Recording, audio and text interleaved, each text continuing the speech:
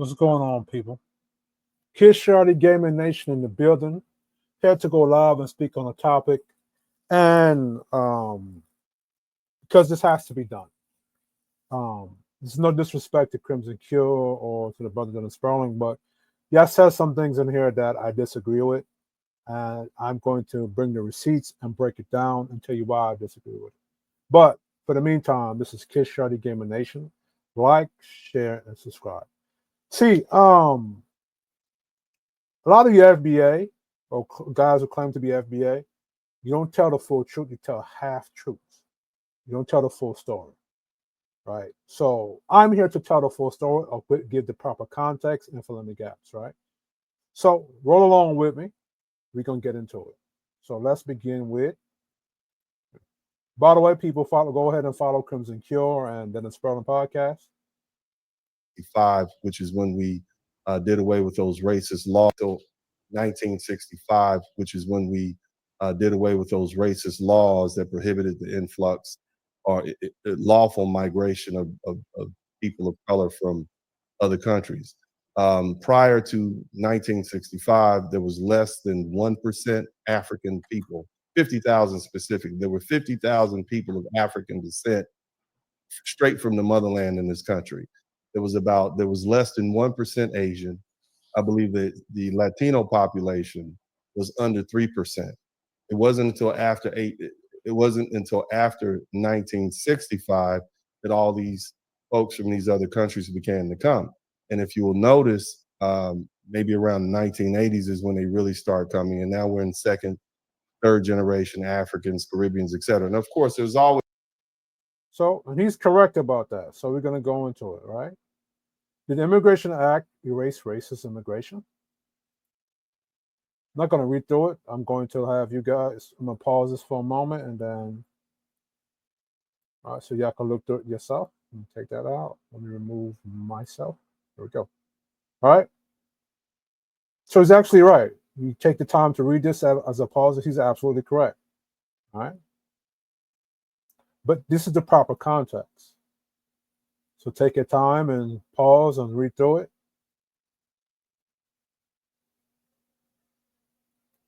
He's absolutely correct. But what Black FBA are not saying, they're not saying what they're saying. This is the thing. Their fight wasn't to benefit Caribbean blacks. I used to hear Black Americans say that the civil rights movement wasn't to benefit Caribbean blacks directly. It just indirectly helped us. But they weren't fighting for it to benefit us directly. They were fighting for it to benefit themselves, which I don't disagree with that. But we cannot deny that it did help Caribbean blacks or other immigrants who were prevented from coming to America to get here. But it's important to show the proper context, right? So y'all could take a moment and pause and read through this yourself. Same thing with here. So it did dismantle racist immigration quotas, right? And see right here. However, the long-term social economic effects are complex and often debated, right? So right here. Now, Caribbean blacks, I will tell y'all this. White America could have been using you as a way to overshadow Black Americans and then pit us against each other. Right? Because you can't have Caribbean blacks and Black Americans teaming up to overthrow them. Right? So we got to acknowledge that. Right? So let's go here.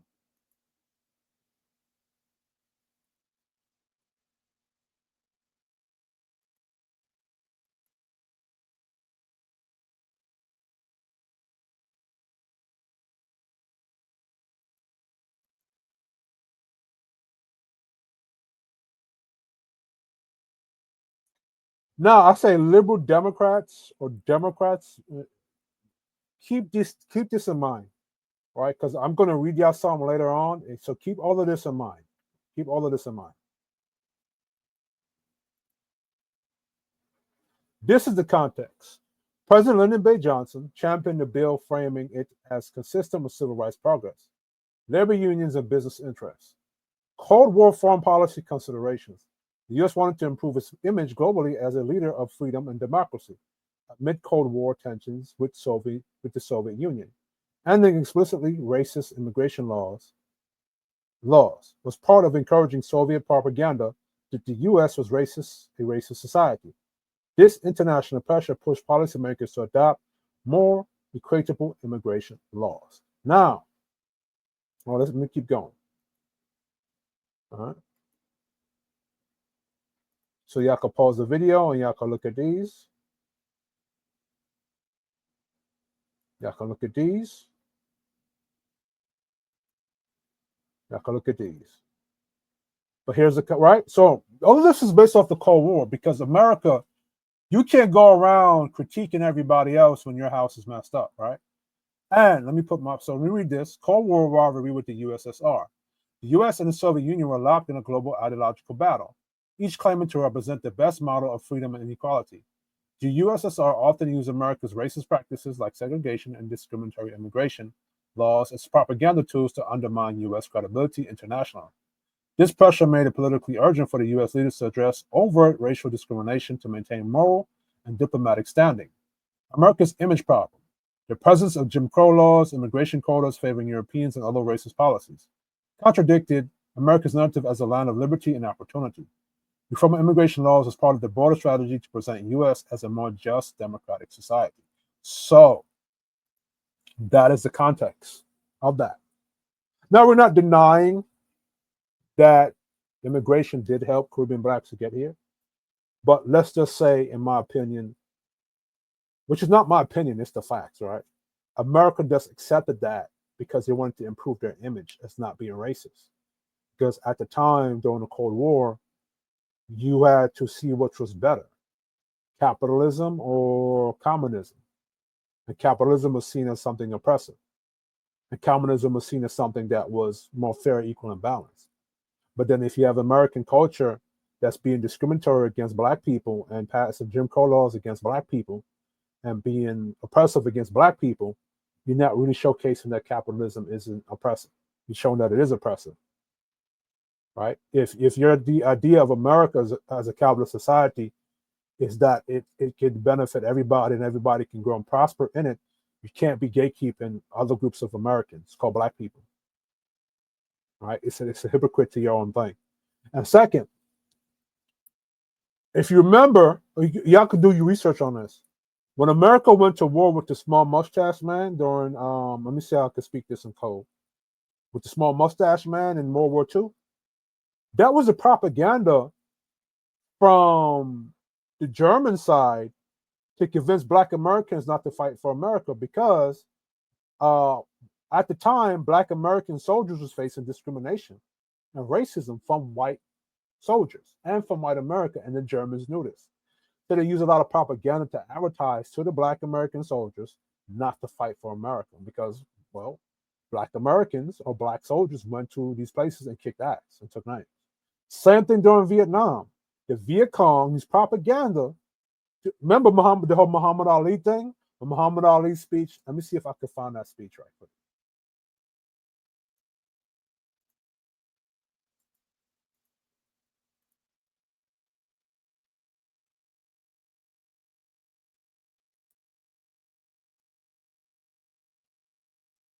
Muhammad Ali, you my opposer. This speech right here.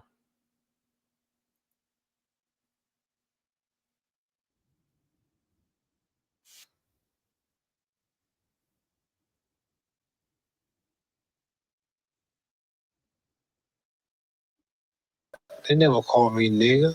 They never lynched me. They never put no conscience on let me go shoot my. Most of the times when we speak these things, we don't know the proper context and it's not in the proper timeline.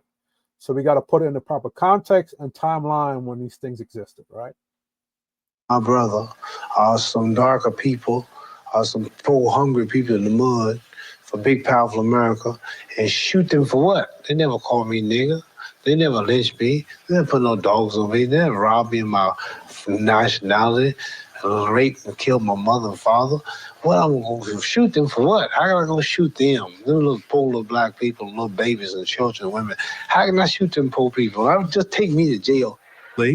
Ali more than held his own against students who had a far better formal education than he.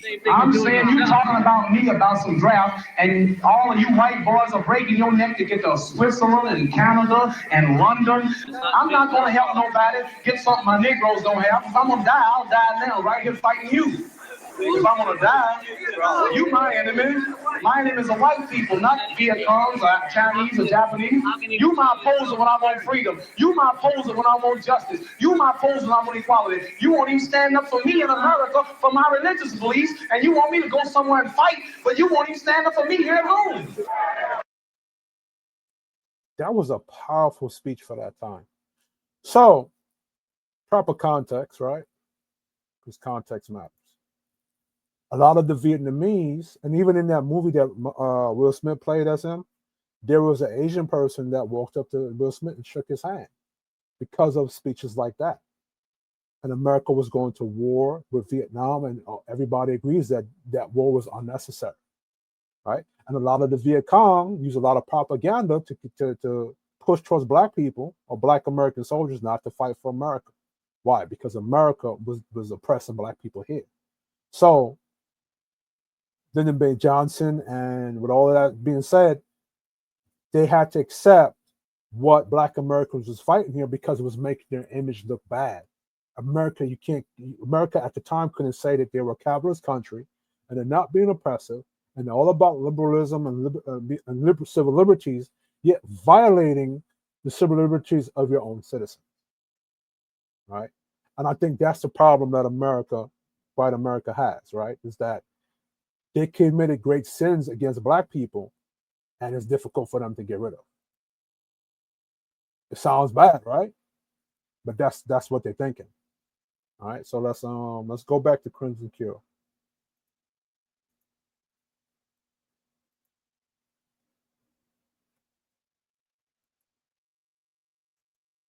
Always been migration, but there was, and I say all that to say there was never a need for us to delineate before, because this country was simply black and white. It was majority white people descended from Europe.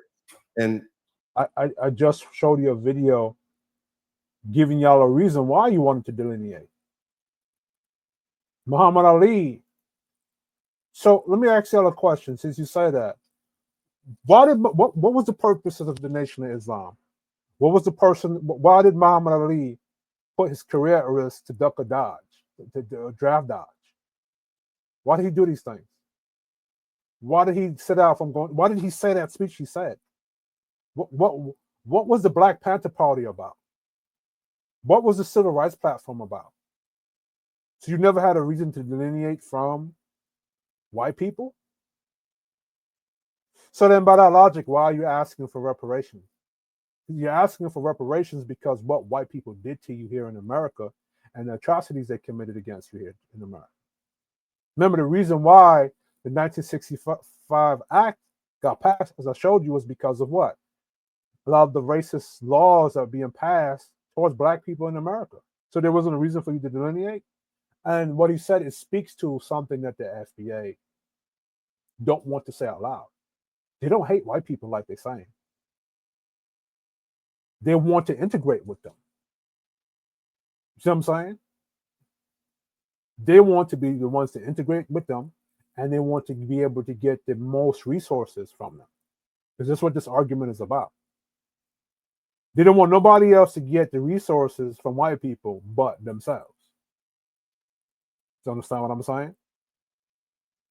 They don't hate them. They don't see them as racist. Because in the beginning of the show, you talked about the 1965 Immigration Act, which was passed because of what? How you were treated by white people. All right? And remember that during that time, if you go look up the research, like Muhammad Ali, Malcolm X, you had two factions of black people. You had the Nation of Islam and Malcolm X and Muhammad Ali that wanted to separate from white people. Then you had the integration of white people, the Civil Rights Platform, the Martin Luther Kings, a lot of the socialists, a lot of the Marxist and communist people that wanted to integrate with white people on the left. The Democrats, like Lyndon B. Johnson, like they wanted to integrate with them, right?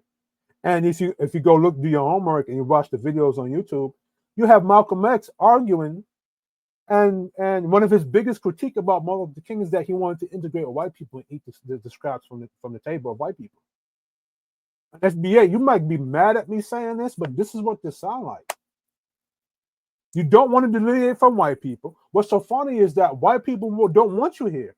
White people don't want FBA here, and they don't want Caribbean niggas here either. They don't want any of us here.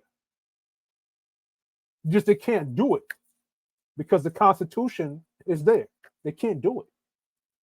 But the same way you're trying to delineate from us, white people are trying to delineate from you. They don't want you here. The same shit you're doing to us, white people are doing to you today. But it's in a more softer, repackaged way. But back then they did it more direct and brute force in your face. But some of you are gonna say, well, you Caribbean blacks have been delineated from us. You wait there. I'm getting to that. Oh, let me talk to me, Yardman Vice. May I get to that, man? I don't want cosplay on or try to check on the style, even though you're out for our style them too. But you don't want to admit that. Oh, all right, man. Go on. Go on, listen to Crimson Cure. By the way, go subscribe to these people, to Dennis Sperling and Crimson Cure. I'm about to call you people, what? It'd be disrespectful if I did. You guys actually have a presence here on YouTube. So shout out to you. People who could trace their heritage back to slavery. Now, here's the thing. We know how intermingling works. I will say that if we look at the history of the African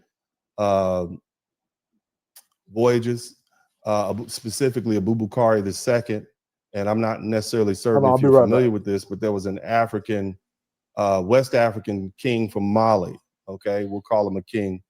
Abubakar II allegedly traveled to this country, traveled to the New World in 1311 or 1312 with hundreds of ships. They landed on the coast of Brazil. They worked their way up to the Dominican Republic.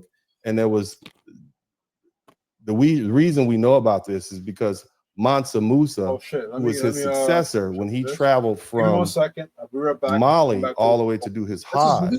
He stopped off in Egypt and he spoke with a Muslim historian he noted that he said that his predecessor went to sail across the Ethiopian Sea and went to what was the New World and never came back.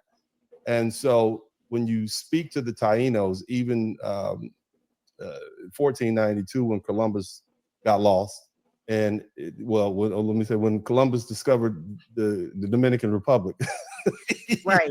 he met up with the Tainos and he said that, yeah, there's been black sailors who've been coming here from the south and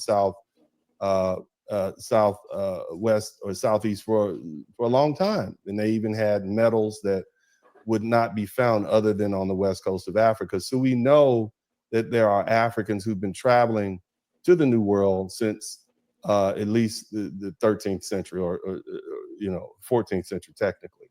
Right. Now, as far as the Asians who traveled across the Bering Straits about several thousand years ago, which we call Native Americans, they too are immigrants in that regard. But we also understand that there have been people who we call South Pacific Islanders who got lost on the Pacific Ocean. And when you start looking at the genetic complexity of what we refer to as Native Americans, whether we're talking about from Alaska all the way down to the tip of South America, it is very diverse. So in this regard, we have to admit that there's been an African presence in what we call the New World for a millennium. Okay. And so, of course, if there are African people on this country. Now, if y'all ever do the research, they call in the pro-black circles, they call, that city of Atlantis is like that landmass. There used to be a bridge that connected like Africa to America. They said that once upon a time that collapsed, or they call it the Great Cataclysm, where that sunk into the ocean.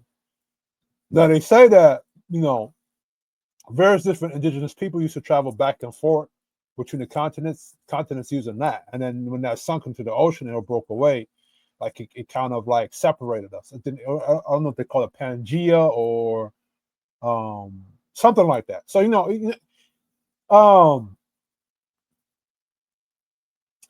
can be all of this could be very true, right?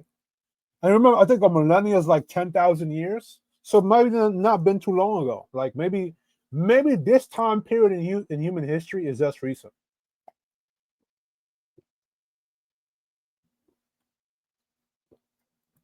In this land, we have to acknowledge that they were here before the founding of this country. Now, of course, those people would intermix with those who came in the bellies of ships during the slave trade, of course. And so you may be someone who is of African descent, both from the small percentage of people who were here before Europeans came, and also because of the Africans who were here because of the transatlantic slave trade. And there's really no way to get around that. And I think it's disingenuous for any scholar to say, "Oh, I'm solely the offspring or child or product of people who were never slaves." That's just disingenuous, considering the intermixture that's gone on between Black people. We, as you know, we don't necessarily we don't have class differentials in the Black community.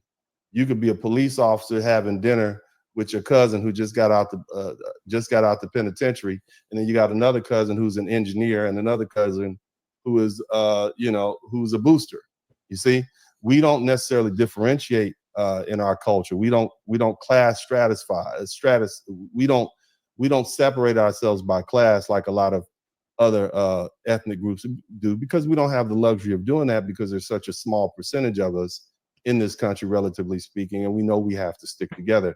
That being the case, a Black man who's a millionaire could marry a Black woman who comes from poverty. Likewise, a Black woman who's highly educated can marry what we often call, and that's the problem in Black culture, right?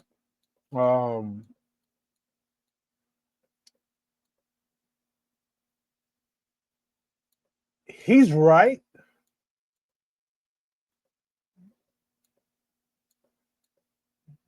but he's only pointing out the dysfunction within Black culture, right? The Black man who is like himself, an attorney that is part of the middle to upper class, he should not be in a relationship with a chick from the hood or East New York, Brooklyn. And vice versa for the Black woman who is, upwardly mobile and then upper to middle class, shouldn't be marrying a Pookie from East New York, Brooklyn. Right? So he's right. But it's a dysfunction, because the Black people had a structured class system here. A lot of the problems wouldn't be within Black culture.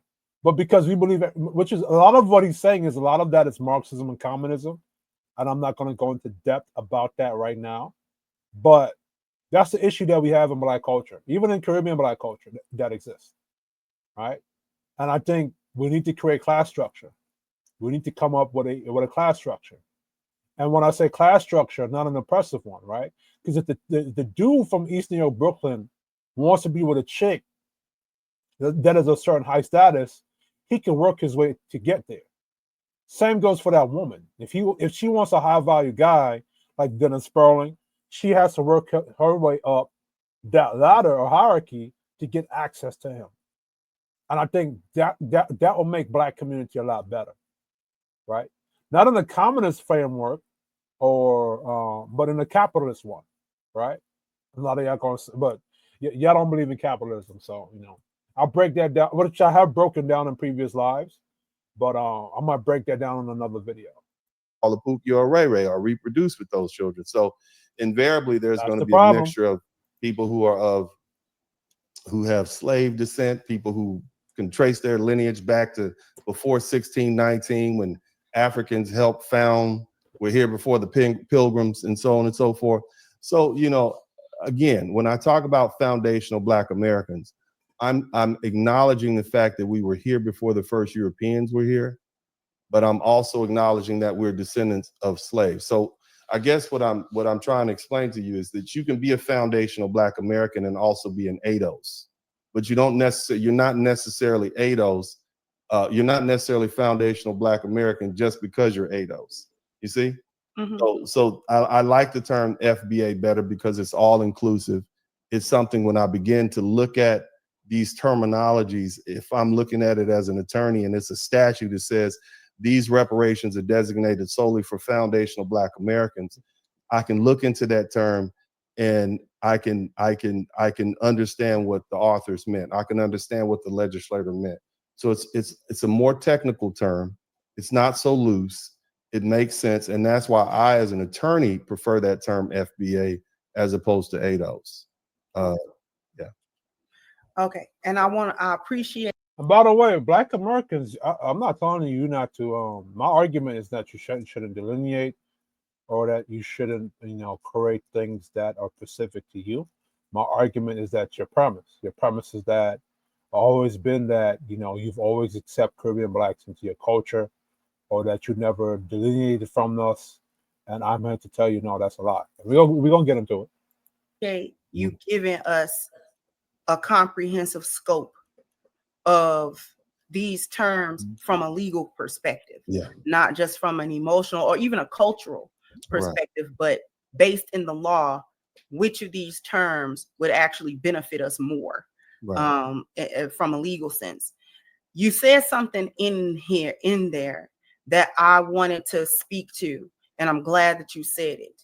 You were saying that essentially, historically and culturally, we as Black people here, we've never had to really delineate.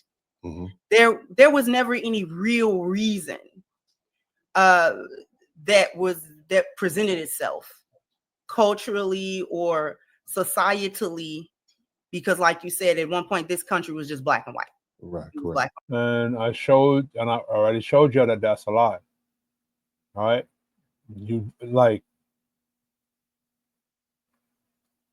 culturally, what do you mean? So what was Jim Crow? Remember the argument that y'all use against Caribbean Blacks is that we don't understand y'all struggle when y'all went to redlining, when you went to the Jim Crow, when you talk about sharecropping, when you talk about slavery. I mean, you say that we don't share the same identity as y'all, or we're not Black like y'all, not like us, right? So if you're saying that, what do you mean by culturally you never had to delineate? What does that mean?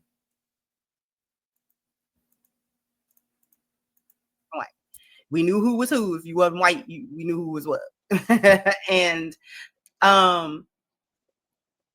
so with that being said, I can speak for myself. I'm not going to speak for nobody else.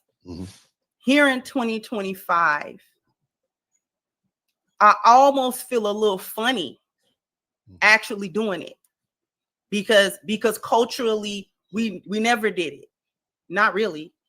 And I think that you did. The Nation of Islam, remember Black Wall Street, that's delineation. Black Wall Street and a lot of those Black towns that so let me put my face on the screen. A lot of those Black cities, places like Black Wall Street, Rosewood, Florida. These are time periods in history in Black American culture where you separated from the dominant society of America, right? And you created your. Remember, in the Jim Crow South, you had the white bathroom, you had Black bathroom. Shout out to Martin Lawrence and Eddie Murphy. Nigger power, whites only power. Where's the nigger power? Remember Life, the movie Life, right? And what did Black people do? They created Black Wall Street to separate themselves from white people. And what did white people do to Black Wall Street in Rosewood, Florida?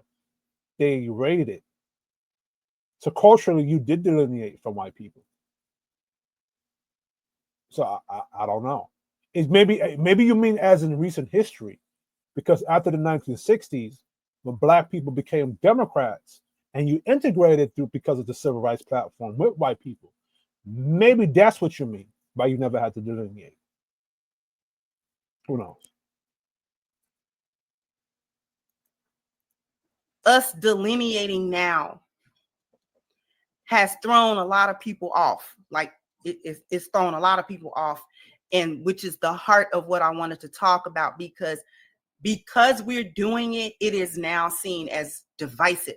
Right. Or, American Blacks, and I'm just going to use that term, FBA or American Blacks, are somehow now not liking, hating, or trying to discriminate against like African immigrants or melanated people from other regions or from across. This is where I'm going to come in. Like, you've always done that. It's not the first time y'all have done that. You have always done that. All right, so let me show.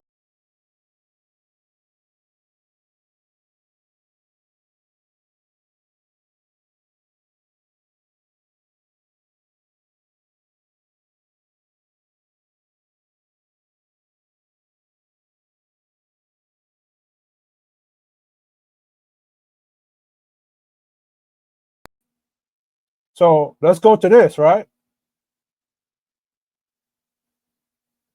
Yes, there were definite stigmas or tensions between Black Americans and Jamaicans or border Caribbean Blacks in the 1980s and 1990s.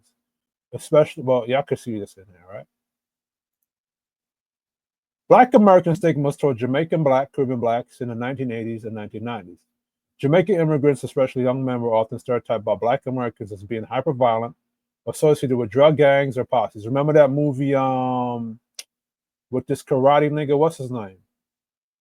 Forgot his damn name. Mark for Debt, right? The Yardie stereotype became infamous due to media portrayal of actual violence associated with Jamaican posses in New York and Miami during the crack era, right? They think they're better than us. Many Black Americans perceive Caribbean immigrants as looking down on them, calling them lazy, unambitious, or too dependent on the government. This created resentment. They came to our country and called us lazy. And I'm going to break that down, what that means later on, right? Accent and cultural mockery. Jamaican and Caribbean accents were sometimes mocked by Black Americans, especially in urban school settings. This led to Caribbean kids trying to Americanize fast to avoid bullying, right? So when you say that Caribbean Blacks had to cosplay Black Americans, we did that to avoid bullying by you. So it wasn't simply a thing like we didn't believe in our identity or culture. We had to Americanize so we can stop getting fucked with by you. I remember these things. Let me put my face on the screen. A lot of the fights I went through and grew up into in East New York, Brooklyn, and Queens was because of that. And my accent in school. Jerk chicken and oxtail nigga, all kind of shit we used to get fucked with about. And my mother used to have to come to that school. Because I wasn't going to sit there and let you bully me or fuck with me or fuck with my friends that were also Caribbean. I remember those days. I could tell you war stories. You see what I'm saying? This is why I'm passionate about this, and I know y'all lying when y'all say it. All right? You say that, oh, y'all never had hate for Caribbean Blacks. Yes, you did. Caribbean dress, food, and religious expressions like Rastafarianism or Pentecostalism were often seen as weird or foreign. They're not really Black like us. Some African Americans viewed West Indian Blacks as not truly Black Americans, not having the shared slavery and Jim Crow experience. Caribbean immigrants were sometimes accused of sidestepping the Black struggle or not identifying with the African American civil rights legacy, which is crazy, is because a lot of Caribbean Blacks like Kwame Ture played a big role in civil rights movement, right? And yes, we had stigmas towards Black Americans too, right? Well, not me individually, but I've heard the stigmas from Caribbean Blacks towards Black Americans, right? So I'm not gonna lie about that. Them lazy, right? And remember, we got to put these in the proper context, and I'm going to show you, right? Edition, right? So too much baby mama drama. Caribbean folks often criticize family structure and personal promiscuity in some Black American communities, which in the 80s and the 90s, that was true, right? We now know better now. We now know that that didn't happen from the majority of Black men. Like a lot of these places that that where Caribbean people were going to were like East New York, Brooklyn, places like that. You know what I'm saying? Project areas like pink housing projects and shit, like Mercy projects, right? So we now know that you've had majority of the women having babies by the same partners. We now know that. We now know better now. But in that time, we didn't have statistics and we didn't have a metrics to measure what was going on. But I'm gonna break down the proper context in a little bit, right? Colonial brainwashing. Both groups were affected by colonial and slave era programming to mistrust or feel superior to one another. Cultural differences in food, language, religious expression, and social values fueled misunderstandings. Economic competition in cities like New York City, Jamaicans and Haitians began to compete for the same low-wage jobs caused in fiction. Media influences, movies, news, and hip-hop often exaggerated or sensationalized these divisions, portraying Jamaicans as gangsters or voodoo practitioners. They used to call us voodoo niggas too. I remember that. Arms rappers had heavy Caribbean ties. Dancehall versus hip-hop debates. And I remember these little debates back in the 2000s, right? All right. The stigmas in dating, right? Jamaican men are controlling and sexist because in a lot of American culture, it's a lot of gynocentric and feminism. And Jamaican black men, the standard for us is to be patriarchal and to be the man of the household. That is the damn standard, right? So if you're Jamaican and you're patriarchal, more traditional, you are a direct threat or like public enemy number one talking that rhetoric in Black America, because most of Black America is feminism or matriarchal, right? African American women often said Jamaican and Caribbean men were too dominant, too macho, or too traditional. Some thought Jamaican men expected women to be submissive housewives or didn't value independent women. All right. So I remember this was post feminism, 1960s feminism. This is like the peak of it, right? Others associated them with cheating multiple baby mothers or double lives. He got a whole wife back in Jamaica, which is the same thing Black American women accuse Black American men of, right? Jamaican men and their families sometimes saw Black American women as loose, disrespectful, or lacking discipline and traditional values, which at the time you guys did. What was Freaknik? What was sex culture? What's ghetto gaggers? What are y'all black women on the internet preaching now? Right? Some Caribbean men said Black American women were too mildly too modern or didn't know how to treat a man, which I don't. You don't even Black American women, you don't know how to treat your own black man. Hold on. Hold on, I'm not letting Jamaican women off the hook either. Jamaican women, y'all have picked up the same bullshit. And you've lost how to treat your Jamaican black men. So I'm not letting y'all off the hook either. Right? Jamaican women are too strict or too aggressive. Black American men often said Jamaican women were too intense or argumentative or too serious, especially in comparison to what they're used to. I don't know, man. Because Black American women are argumentative with y'all even then. I was born in the 90s, 1992. Okay. I don't know. Maybe it was the 80s. I don't know.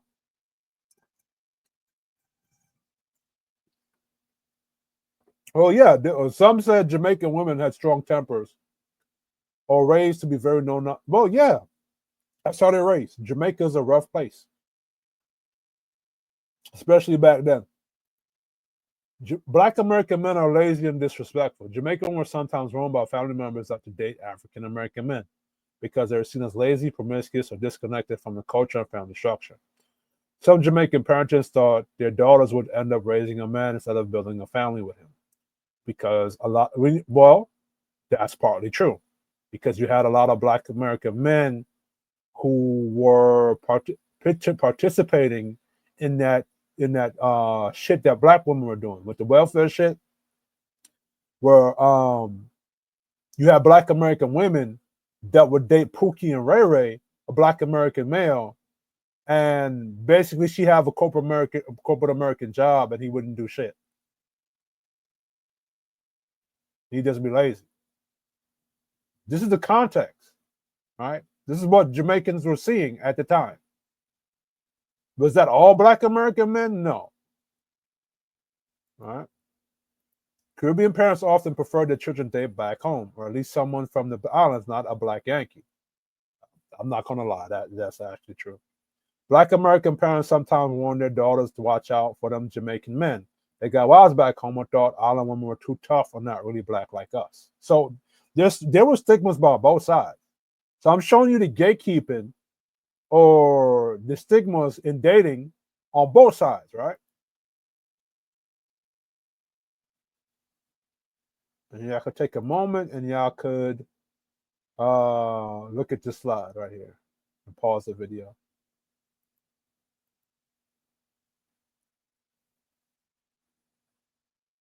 All right, I could take this time, look at that. Some Caribbean immigrants hid their nationality to avoid being stereotyped on dating. Some African Americans avoided dating islanders due to the stigma of cultural drama. Mixed Caribbean American relationships sometimes cause tension within family circles, right? But it wasn't all negative. Despite stigmas, many couples did mix them. Well, yeah, they did do that, right? You have a lot of mixed Jamaican, Black American, Haitian, Black American, all that stuff. I think that took place more in the Gen X era and the millennial era.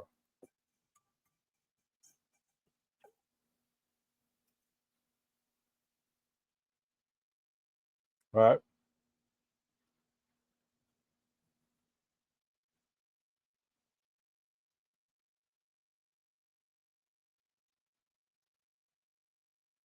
That could take your time to read this and pause it.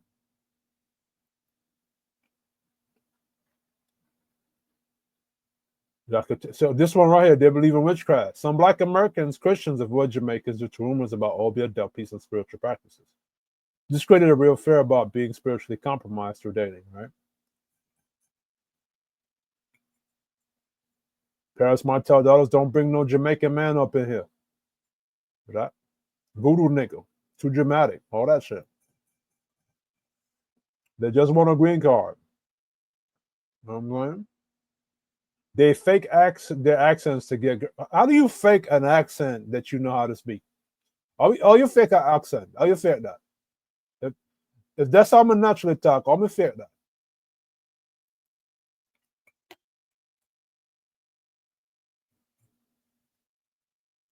All right.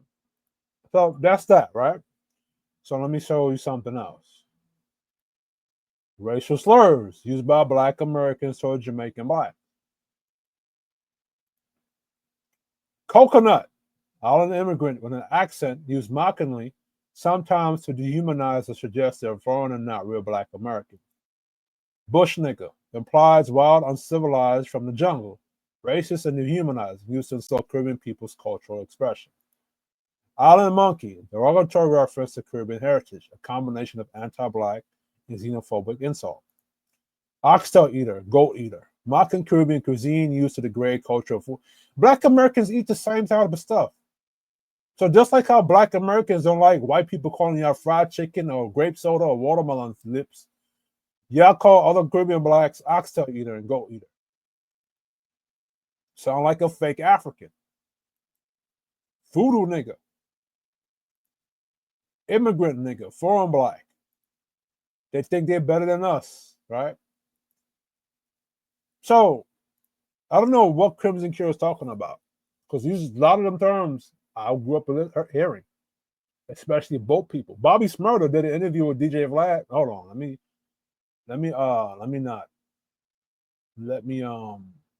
find it. Bobby Smurder. Hold on. Vlad TV, please don't copyright me. Just asking.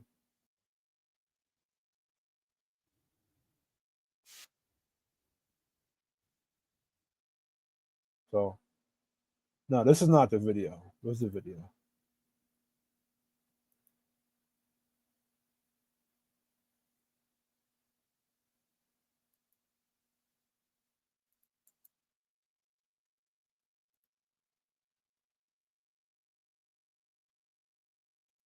Make sure it's playing. Add it to stage. Remove that. Add that to stage.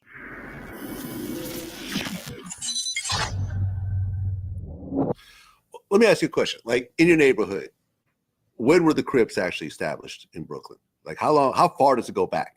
90s. But the difference is because the before it was the Crips of Jamaicans. So it's like my hood is really wild Jamaican. So even like I would the Crip section in my hood is really West Indian. So it's not even like regular Crips, it's like West Indian Crips. So we's like very different from you go to the Bronx, you go to Harlem, you go everywhere else in New York, and the Crips is different. We were just rebels already because a lot of Haitians grew up, a lot of Jamaicans grew up. And you know, in America, when they migrated over here in the 70s, the 80s, they used to call them like names and shit like that, like old banana bowl, whatever crazy shit like that. And then we had to be wild. You know what I'm saying? They tell you know, our uncles always raised us on the stories and shout. It was all of them shit like that. Yeah, I mean the shower posse was the shower posse from the hoods, all that. Yeah. Blood stains, all other. That's our big dogs in our hood. You know what I'm saying? That's the older guys in our hood. Yeah. And we branched off the Crips because they always the Crips was the right. Now he's telling that story, right? Now that's another video I'm gonna make on the rest of that gang shit, which I experienced some of that. But most important part, he said that when the Caribbeans migrated there in the 70s, they're being called banana boats. Right?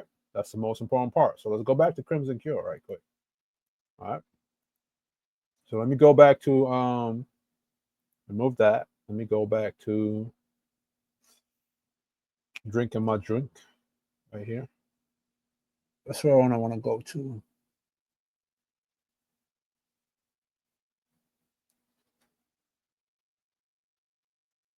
So this is dating.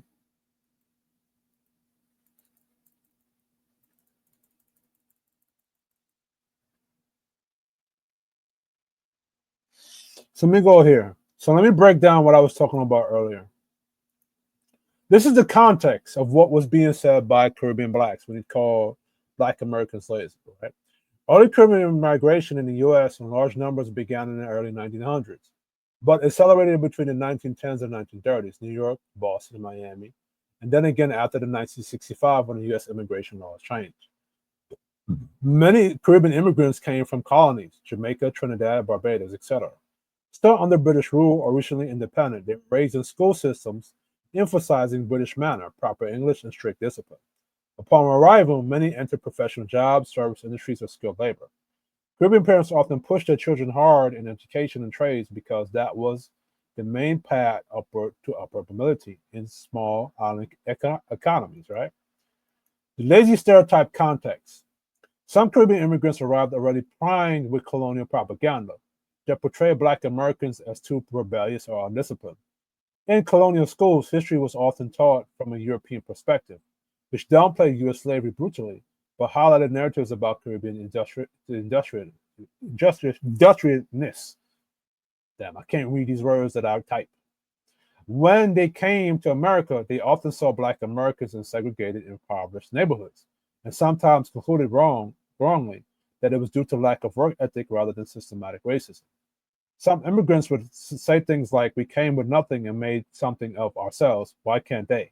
While grasping the centuries-long structural barriers Black Americans face, slavery, Jim Crow, housing, and discrimination, etc. Now, let me break that down. So Caribbean blacks of that time, they were not aware of what Black Americans was going through at the time, right? So Black Americans were right to say that, Caribbean blacks are not Black like us, meaning they didn't go through the same experience. Even though Caribbean blacks did go through a way harsher slavery than Black Americans. The average slave in Jamaica lifespan was like 7 to 10 years, right? And the British colonial slavery in Jamaica, their motto was just to replace the labor. Whereas in American slavery, their model was to breed more slaves, right? So Jamaican slavery, the life expectancy was 7 to 10 years. That's how brutal it was when it came to making sugar plant, when it came to making with the sugar plantation, right? And in Jamaica, it's more class than it is race because it's more dominantly black faces that's there, right? So you could have an upper to middle class black person that'll look down on a lower to poverty stricken black person, and they're both Jamaican, right? The Jamaican black was upper to middle class or middle to upper class. He'll look down on the Jamaican that's more poor or impoverished. And let me tell you, it could be a dark skinned Jamaican, and you could be another dark skinned Jamaican. And depending on where you come from, if you say you're from like country, or you say you come from like Waterford or Firehouse or them places, the upper class Jamaican, he's gonna tell you to tell his daughters to not deal with that person either, or his son not to deal with that person either. So it's more classism over there than it is racism. Now, when they come to America now, and they see that America has a lot of opportunity, but they see the black person, the black American, not taking advantage of the opportunity, and they're not aware of what went down here, which I don't understand how. Like Jamaican, this is me giving you an honest critique. I don't know how you didn't understand that. If maybe this is during the 19th century, I don't know. Because if you're aware of Marcus Garvey coming over here, then you must be aware of that stuff. So I don't know how you missed that. But anyway, they may not have been aware of these things, right? Because a lot of Caribbean blacks, I will say this, a lot of the Caribbean blacks that y'all say, that the black Americans say it may think that they're better than you, they think the same way about other Caribbean blacks who's not on the same, I guess, didn't come from the same, or don't speak proper English, as they would like to call it. Because I've seen that, like, as a kid, I was the quiet observer. I would watch everybody and how everybody communicate or behave amongst each other. And I noticed that the Caribbean blacks who are upperly mobile, they feel more superior than other Caribbean blacks who come from more or like country or ghetto or more impoverished. So, like, they don't just act towards that way towards Black Americans. They act like that towards their own Caribbean blacks too. Like I mentioned earlier, you have Caribbean blacks in upper to middle to upper class that don't want their daughter to date somebody like me. Who my mother's from country, my father's from country. They come from like a poor, impoverished background in Jamaica. You know what I'm saying? So, why Black Americans heard it as superiority? For Black Americans, this sounded like blaming the victim. They had lived through generations of systematic economic sabotage, burned towns, and not alone mass incarceration. The comment lazy ignored the different starting points. Cuban immigrants often arrive voluntarily with a purpose and sometimes with savings, land back home, or community plan. Black Americans have been forcibly kept poor generations after generation. So when Caribbean newcomers called them lazy or claimed they didn't take advantage of opportunities, it felt like a betrayal from fellow Black people, especially coming from people who hadn't experienced exactly the same oppression. Now, Caribbean Blacks did experience a oppression from white people in the islands, like with Haiti and the Haitian Revolution and the various different slave rebellions that took place in Jamaica, right? The difference is now Caribbean blacks like Haitian or Trinidadian or Jamaican, they don't understand what went down in which they should have, right? I'm not giving them that excuse. What went down in America, as I'm explaining it right here, right? You don't understand that. Right? Like Jamaica issue was slavery and then the political warfare that took place, JLP versus PNP. That was with Child Posse and the Spangler Posse over there, right? Colonial mental conditioning. Under British colonialism, there was heavy emphasis on respectable politics, dress neatly, speak proper English, avoid confrontation with whites. Caribbean immigrants often carried this mindset into America. But you were being a perfect slave. I ain't gonna lie to you. This sometimes made them look down on African American culture, slang style music, or ghetto. And like I said, Caribbean blacks who speak more of like the more broken English, the Creole. This version of Caribbean black looks down on them too, right? This sometimes made them look down on African American culture, right? So meanwhile, African Americans often saw this as assimilateness. I wrote this word, and I can't, like a lot of the words are right, I can't pronounce them. Snobbery, I just think they look fancy. Snobbery trying to be the good black in white America, right? The real story behind the friction, the tension was never universal. Many Caribbean immigrants joined Black American-led movements, Marcus Garvey, CLR, James, Stokely Carmichael, Kwame Ture, Shirley Chisholm, etc. But the personal neighborhood level, those remarks about being lazy were often rooted in ignorance of U.S. racial history, colonial class attitudes carried over from the islands, different immigration versus native-born black experience in America, right? The major cultural collision in that city. So this is going to the 1970s. Immigration backtrack. By the 1970s, the 1965 Immigration National Act had opened the gates for larger numbers of Caribbean immigrants, and this, et cetera, et cetera. Brooklyn, Flatbush, Crown Heights, Eastern New York, the Bronx, and the Queens. All right. Black Americans' perspective. Many had been in those neighborhoods for generations, dealing with redlining, job discrimination, and underfunded schools. Some felt newcomers didn't respect groundwork civil rights leaders had laid down or didn't join in ongoing fights against police brutality and systematic racism. So Caribbean blacks, you have to look at it from the Black Americans' perspective, how they view you and how you behave, coming from that colonial mindset, right? Many came with high expectations for upward mobility. So this is from the Caribbean immigrants' perspective. Many came with a high expectation for upward mobility, having been taught in colonial schools that hard work alone was the ticket to success.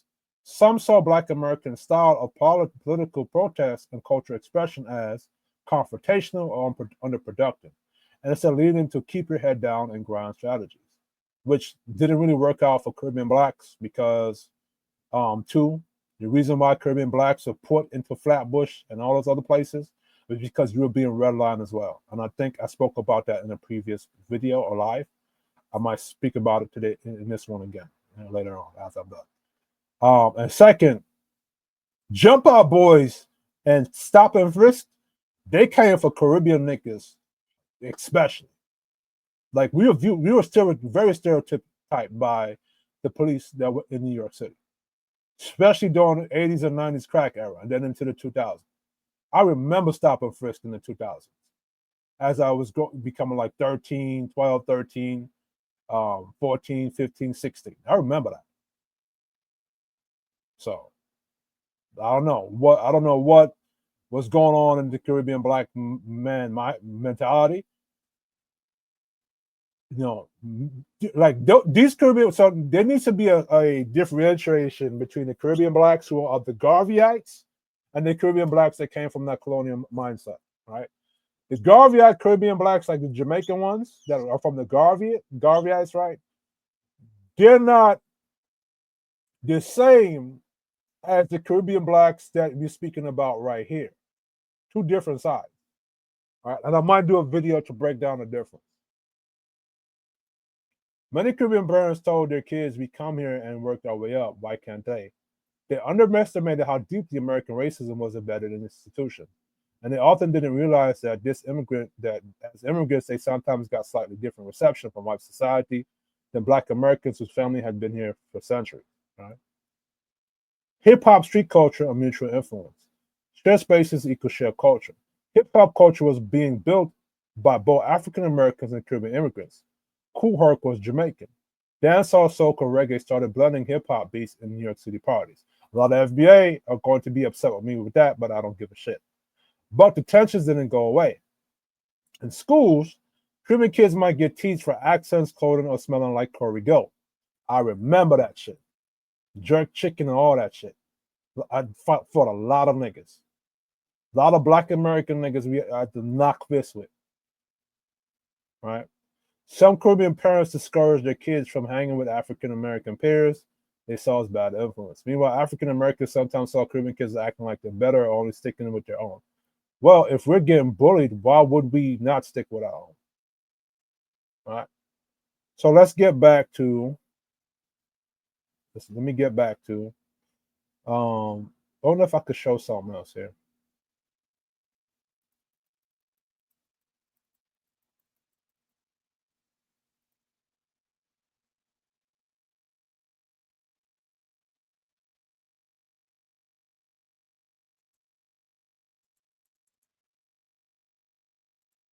Let me show this.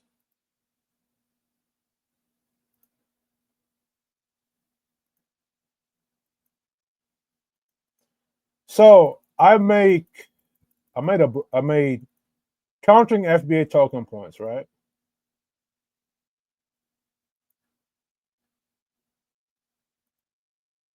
What is?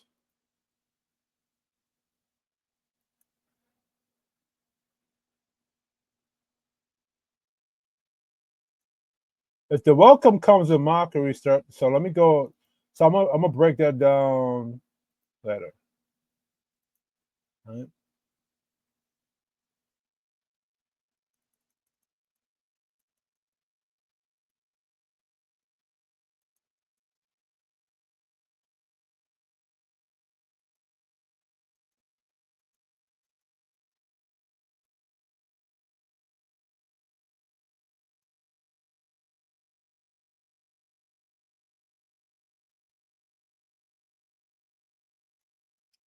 Maybe I'm gonna save this for a little bit later, but I want to counteract something that Crimson Cure is saying, and I think I did that with the racial slur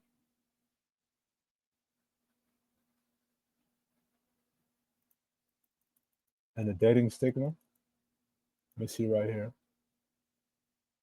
This is for something else. He said, there it is. Name calling and bullying of Caribbean blacks by Black Americans. Historical accounts or oral histories confirm that Caribbean black individuals, especially youth, did face name calling, bullying, and stereotyping for Black Americans in the U.S., particularly in urban centers like New York. This is part of broader pattern of social exclusion and othering. Some common themes included name calling stereotypes. Caribbean blacks were often called names like foreigners or outsiders, emphasizing their immigrant status as negative. Dot heads or talk funny, mocking accents or speech patterns. Colonial or too proud, implying they were arrogant or looked down on Black Americans, which I already broke that down. Coconut, brown on the outside, white on the inside, accusing Caribbean blacks of being disconnected from Black American struggles or assimilated into white culture, which is what they were taught by British colonial program. I got to do that new video now. The difference between the Garveyite Black Jamaicans and the more colonial British Jamaicans. I'm going to do that video. Bullying in schools and neighborhoods. Caribbean youth often recounted being teased for cultural differences, targeted for fights, or excluded from peer groups.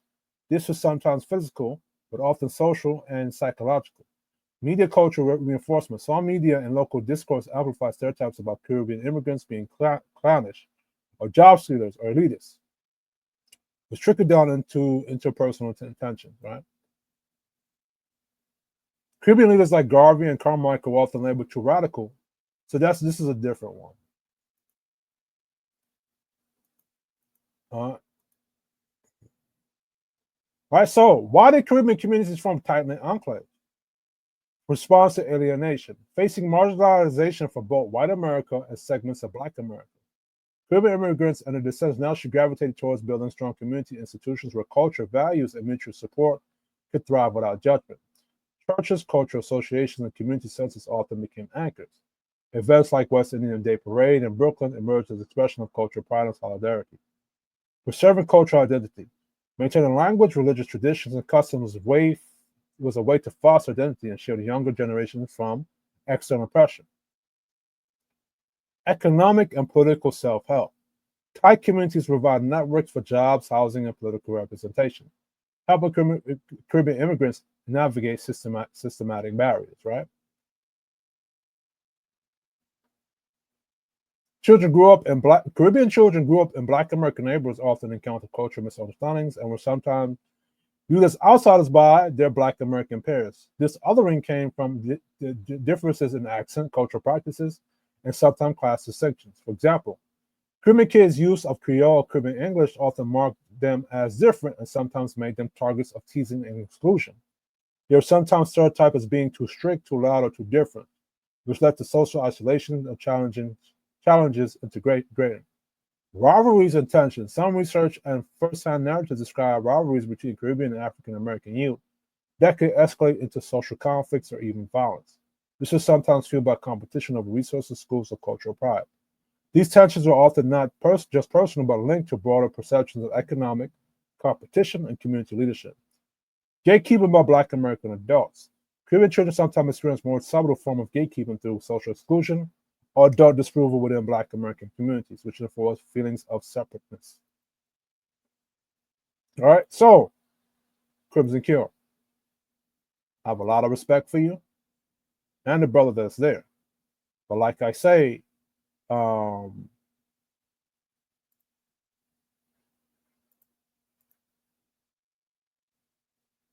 lot of y'all are not telling the complete story. Across the diaspora. Well, if you're aware of it or you're just on purposely not saying it, but I'm here to correct it. That come here to America. And here's my thing. Seeing how we never really historically had to delineate what changed, why is it important in 2025 going forward for us to now start delineating and being more serious about that? Okay, so there's twofold. Number one, cultural reasons. Number two, access to opportunities, finance, and politics.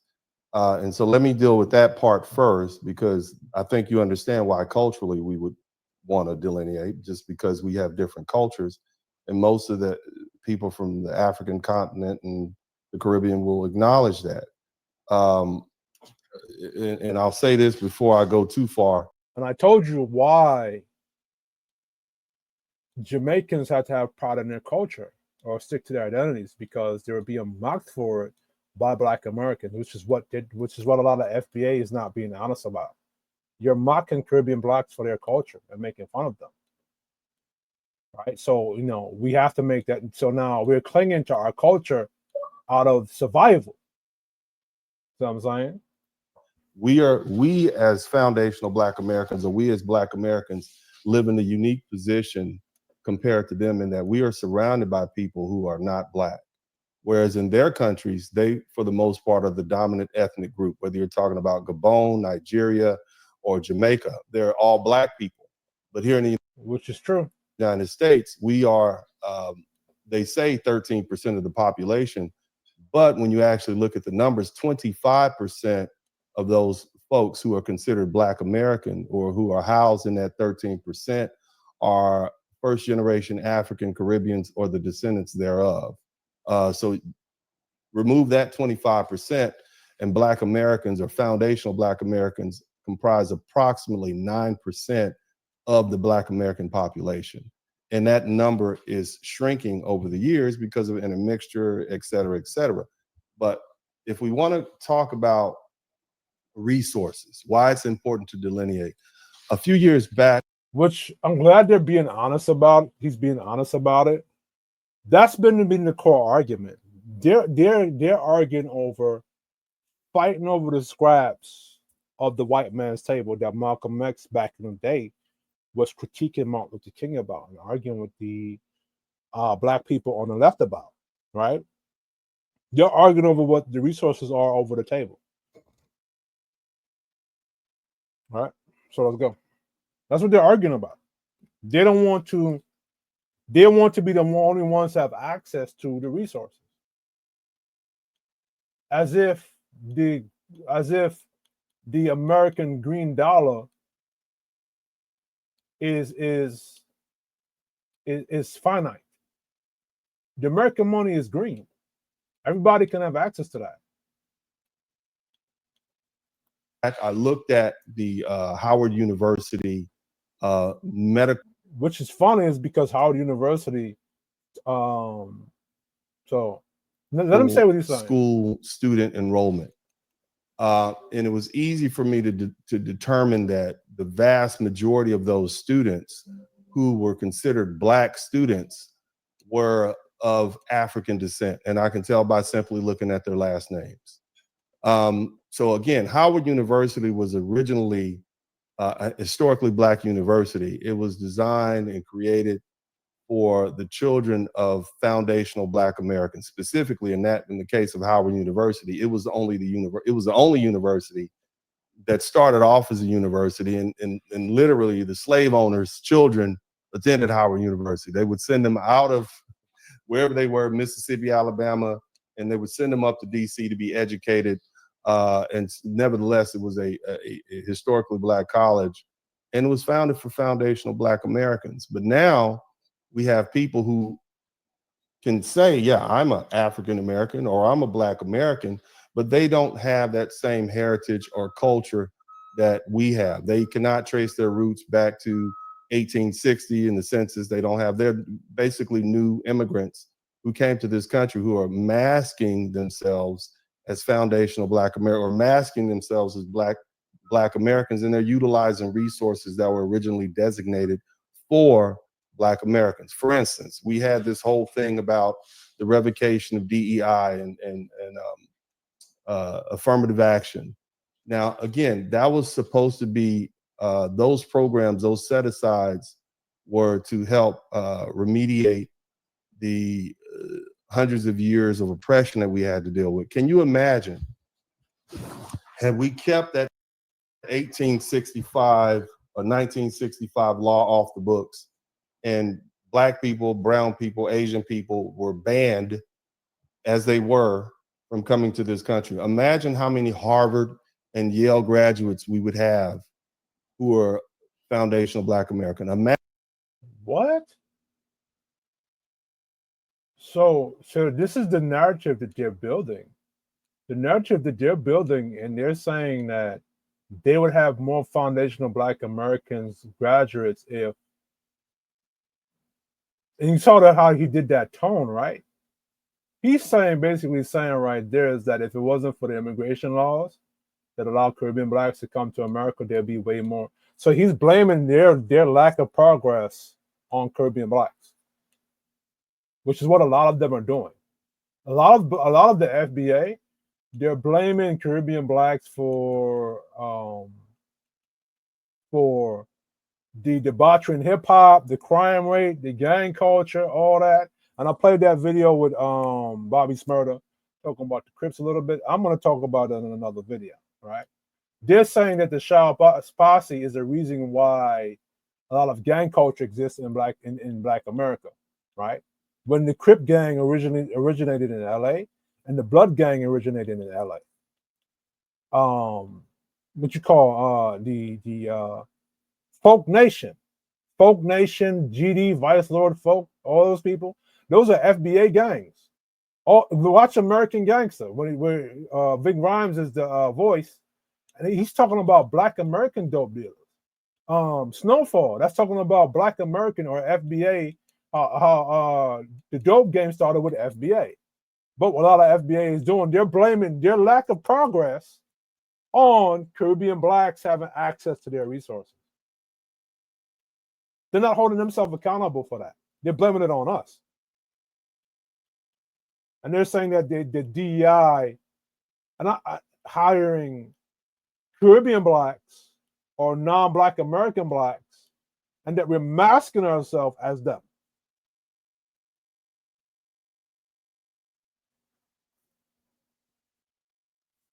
So this is what you're doing.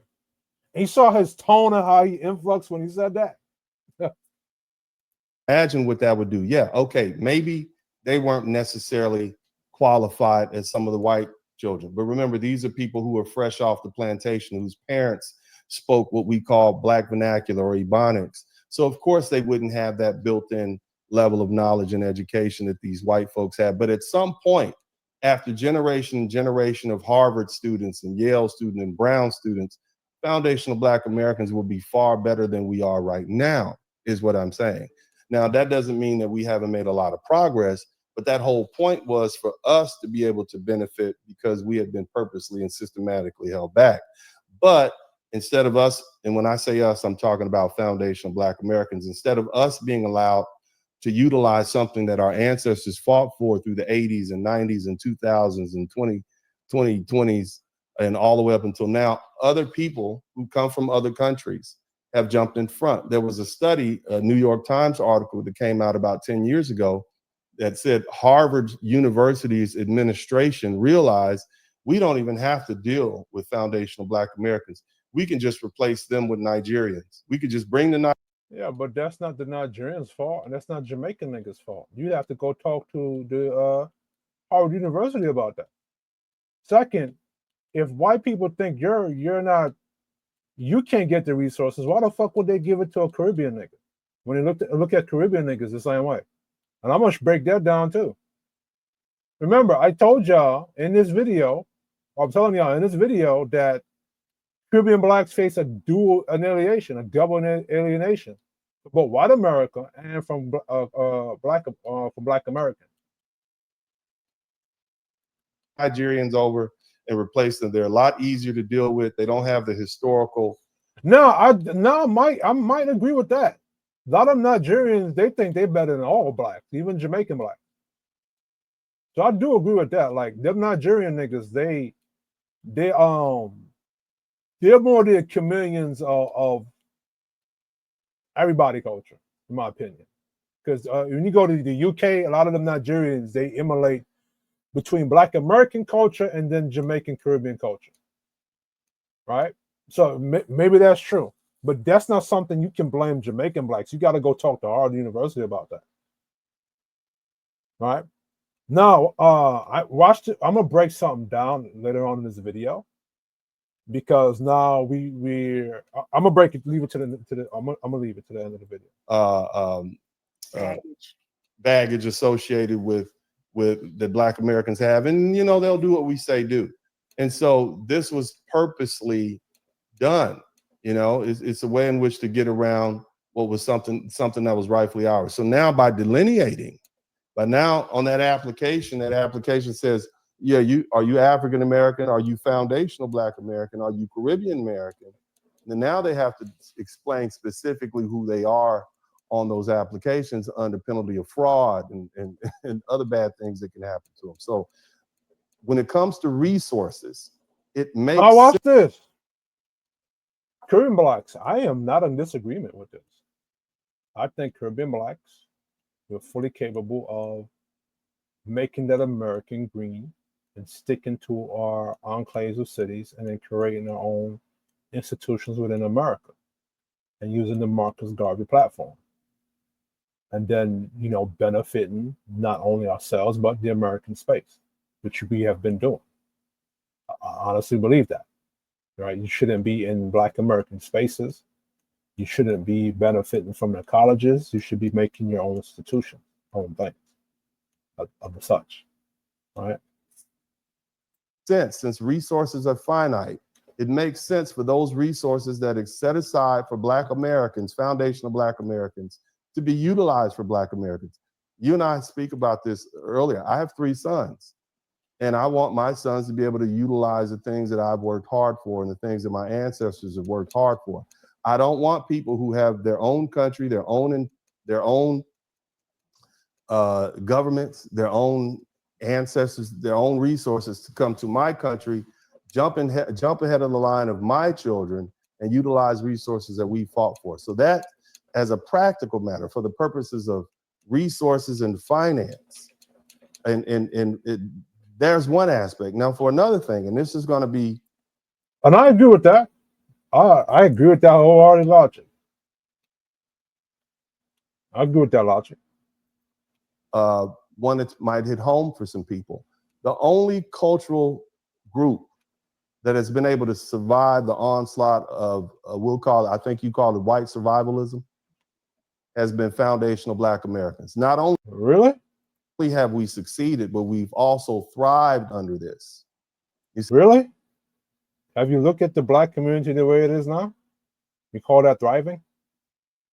See, because we have a very unique culture. It was born of fire. It was born of necessity. I know you like. So does Caribbean blacks. But I don't disagree with that. You know what I'm saying? I don't disagree that that Black Americans did fight in this country, and you did thrive. But he's going to say something next that I find interesting, and I'm going to dissect it and break it down. Many of us who studied the Honorable Elijah Muhammad and his teaching, which Elijah Muhammad and the Nation of Islam was influenced by Marcus Garvey, but a lot of FBA like to downplay Marcus Garvey's teaching. And he explained why we ate pork and why we ate chitlins, which they didn't call chitlins. They it started with an S, but we did that not because we liked it. We turned that slop into soul food because we had to use it to survive. We needed what we needed. That we took the toughest part of the greens and we made it work. We took the hog maws. Most people don't know what a hog maw is. Yeah. So and then what? Yeah. High blood pressure, parasites. We took a hog's head and boiled it down. Cancer. All the foods that you biblically were warned not to eat, you ate them. Put some seasoning on it, and you know our grandmothers ate it with some light slave food, all that. You know, stuff that you should probably ears, pig feet. You should run away from it these days. If you see it anywhere near you, you should run away. But the bottom line is, even our music was a way to humanize ourselves. The blues, to let them know, hey, we're not these animals that you say we are. Look at our art. I do agree with that, right? Like a lot of even in Caribbean culture, a lot of the propaganda that was pushed out, especially towards Black men, was that like we were animals or some kind of creatures or some shit. So I do agree with that. Like in Black American culture, especially with the American a psychiatric association, a psychology association, one of the pseudosciences was that if you touch a Black person's skin, you get some kind of disease and die. All right. You know, a lot of instances. This is why a lot of Black men are afraid to go to the doctors, because in the past, what would happen is that a lot of Black men would be diagnosed with like diseases or sicknesses they didn't have, so that the doctors can harvest stuff from them, like with Henrietta Lacks. So, you know. Look at the way we dance. Look at how we sing from our soul. This was all born of fire. It was all born of the atrocities that we. That's exactly right. And so everything, even the way we talk. I was speaking the other day, and I explained the cookout. We don't invite everybody to the cookout, because we've learned that inviting everybody to the cookout means that people know what you have. And you never invited Caribbean Blacks to the cookout since the 80s and the 90s. And that's why I disagree with Crimson Cure and a lot of FBA. When y'all say y'all accepted Caribbean Blacks into your culture or whatever you say, you never did it. They know what you hold, and oftentimes the dominant society will become jealous of you, and they will do things to you. We learned that in Colfax, Louisiana. We learned that in Rosewood. We learned that in Tulsa, Oklahoma. And it seems Black progress invites white rage. And so because of that, we know well enough to know to be quiet. So why do you integrate with them and want to integrate with them? Why do you want to not delineate from them? And this is why you defeat the argument y'all made earlier that you never saw a reason to delineate. Culture has survived the onslaught. We survived chattel slavery. We survived the Negro codes. Hold on. Let me ask ChatGPT something. So ChatGPT, was there a version of the Caribbean of the Negro codes or the Black codes that Jamaican Blacks or Caribbean Blacks had to experience?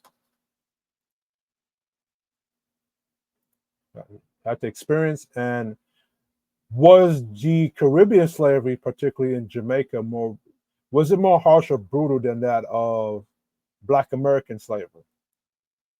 Let's go to that. Now, I'm not taking away from Black Americans. I'm not at all. I'm not doing that. This is not what I'm doing. This is not what I'm doing. But because the argument is going to be built up into whether or not Jamaicans have this because they've upgraded and refined when they say Jamaicans are not black like us or didn't go through the same experience with slavery. Now they say they didn't go through American slavery. Before they said that, well, they're not black like us because they didn't go through slavery. Now they refined it now because they know it's stupid. How they originally said it. So let me put it like this, right? The black codes equivalent to, let me see if it's on the tab. Yeah, it's up there. Before and after emancipation, colonial governments in Jamaica and across British Caribbean passed a set of laws called slave codes. In the slave area and later apprenticeship plantation codes, or vagrancy laws, after emancipation that functioned the same way the U.S. black codes did, to restrict the freedom of black people and maintain white planter dominance. Slave codes, 1664 onward in Jamaica. So let me have this bitch read this, because I don't feel like reading. Yes, Caribbean slavery, including Jamaica, had its own oppressive legal systems very similar in function to the black codes in the United States, and in many respects, the conditions were even harsher. Let me break it down in two parts. 1. The black codes, equivalent in Jamaica and the Caribbean. Before and after emancipation, colonial governments in Jamaica and across the British Caribbean passed a set of laws called slave codes in the slavery era, and later apprenticeship plantation codes or vagrancy laws after emancipation that functioned the same way the U.S. black codes did, to restrict the freedom of black people and maintain white planter dominance. Slave codes, 1664 onward in Jamaica, forbade slaves from owning property, leaving the plantation without a pass, or gathering in large groups. Set brutal punishments for rebellion, including mutilation and execution. Criminalized teaching enslaved Africans to read or write. Allowed whites to kill a slave without legal punishment in many cases. Post-emancipation laws, 1834 to 1838, apprenticeship period and after. Under apprenticeship, formerly enslaved people still had to work without full wages for their former owners for 40-plus hours a week, often under the same overseers. Vagrancy acts criminalized idleness, meaning any black person not working for a white employer could be arrested and fined. Damn. Trespass acts restricted movement and land access, forcing black Jamaicans into wage labor on plantations. Heavy taxes were placed on small farming, pushing people back into dependence on plantations. These laws mirrored the black codes in the U.S. South after 1865, but in Jamaica, they were part of a continuous colonial system under Britain, rather than a shift after a civil war. Damn. None of number 2. Was Jamaican Caribbean slavery more brutal than U.S. slavery? Most historians agree West Indian slavery, especially in sugar colonies like Jamaica, Barbados, and Saint-Domingue, Haiti, was generally more physically brutal than U.S. slavery, though U.S. slavery was still extremely violent. Key differences: labor intensity. Jamaican slavery centered on sugar production, which was backbreaking work. Harvesting sugarcane was dangerous. Razor-sharp leaves, hot boiling vats and processing, and often continuous during crop time for 18-plus hours a day. In the U.S. South, cotton and tobacco were exhausting but not as consistently lethal as sugar work. Life expectancy. Enslaved Africans in Jamaica often had a life expectancy of less than 10 years after arrival. Damn. In the U.S., enslaved populations grew naturally because life expectancy was higher, still oppressive, but slightly better survival odds. Importation versus natural increase. Jamaica constantly imported Africans because the enslaved population died off so quickly. In the U.S., enslaved populations reproduced, so after the early 1800s, importation largely stopped. Punishment and terror. Punishments in Jamaica and other Caribbean colonies were infamous even by slaveholding standards: burning alive, boiling in vats, mutilation, and the treadmill, forced walking for hours on a giant wheel. Damn. While U.S. slaveholders used whipping, mutilation, and execution, British Caribbean punishments were often carried out more publicly and with spectacular cruelty to deter uprisings. Damn. Rebellions and fear. Jamaica had frequent large-scale revolts: Tacky's War in 1760, the Baptist War in 1831, leading planters to rely on even harsher control. The U.S. had fewer large-scale rebellions, but the fear of revolt was still strong. Summary. Yes, there was a Jamaican Caribbean equivalent to the Black Codes, first as slave codes during slavery, and later as post-emancipation labor laws that locked Black people into poverty and plantation work. And yes, slavery in Jamaica was generally more physically brutal and deadly than in the US, largely because of sugar production, extreme punishments, and the short life expectancy of enslaved people. Damn. So, hey, listen. I'm still not taking away from the Black American experience. Jim Crow. We survived the war on us, which they call the war on drugs. We survived remember Caribbean HIV epidemic. We survived. Now we're dealing with the gender war, and we're dealing with and the gender war is not just about gender. It's about trying to confuse your children on what gender they are. And we're having to deal with this. They've thrown everything they could at us, and we still survive. Well, so as Caribbean Blacks. I just read to you what was thrown at us. There was a lot of shit thrown at us in Jamaica. Largely because we don't have a sellout culture. I don't know. Al Sharpton is a FBA. There were plenty of Black leader guys in your culture that have sold you out. So I don't know. A lot of them were FBAs, not tellers. Largely because we typically address those individuals in our community who are willing to sell out. Whereas you look at African culture, and we can refer back to the Daughters of the Trade, they literally... Oh, shit. Oh, damn. He go mechanized. Right here, he making a point. Have y'all really addressed Al Sharpton? Because Al Sharpton is still speaking and making money off of y'all. Benjamin Crump, all those people that's there. And culturalize the European slave trade. And I'm going to argue that but for their participation... A lot of your civil rights platform. How did your civil rights platform and NAACP get hijacked by LGBT activity or the LGBT people? Think about that. Have you really addressed the sellout culture in Black American culture? And I'm not like being divisive towards you guys, or I'm not being disrespectful. I'm honestly asking this an honest critique. Look at the civil rights platform and what was you're talking about Caribbean Blacks taking advantage of your programs when Jamaicans are only like 0.36% of the country. What about the FBA or Black Americans, along with the white liberals, who hijacked the civil rights platform to make it benefit LGBT, the feminism, and all different groups that are FBA?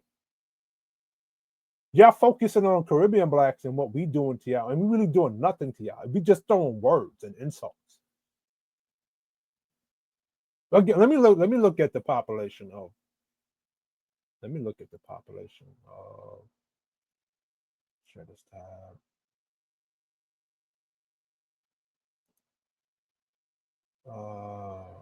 No. Population right here. Let me share this tab right here. This is our population. 0.36%. All right.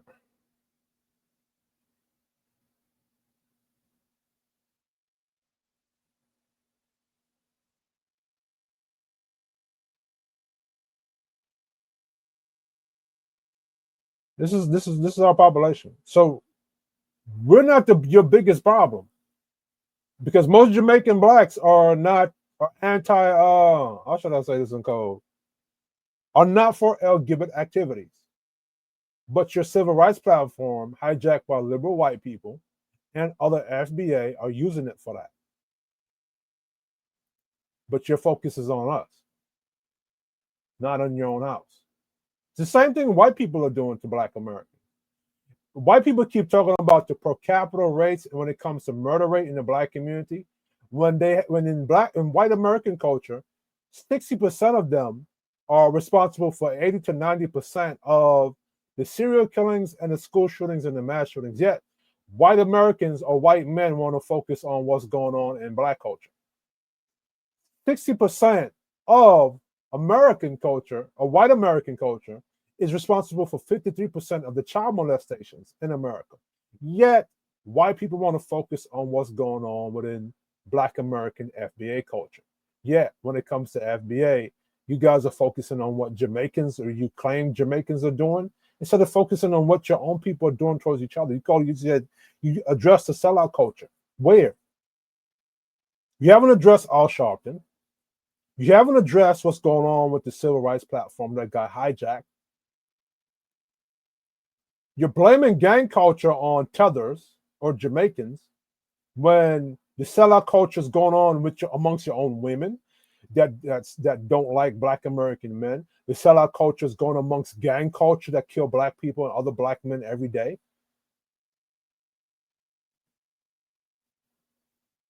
So I don't know. In the transatlantic slave trade, colonization would have never happened because those Europeans would not have had a foothold on the west coast of Africa. The typical European would only last at most a year on the west coast of Africa without help. But because that's very true, West Africans, Nigerians, and all them people over there. That's very true. Hold on, let me put my face on the screen for this. Nigerians, that's very true. Africans over there, yeah. So, well, see, now he only can speak for West Africa. Like, he can't speak for all of Africa. Like the West Africans over there, the Nigerians, all your forebearers, you sold, it's your fault. It's your fault while Caribbean Blacks and Black Americans are in the predicament we're in today. I was like, if you weren't selling out your people to Europeans for profit and slave labor, we wouldn't be in this predicament.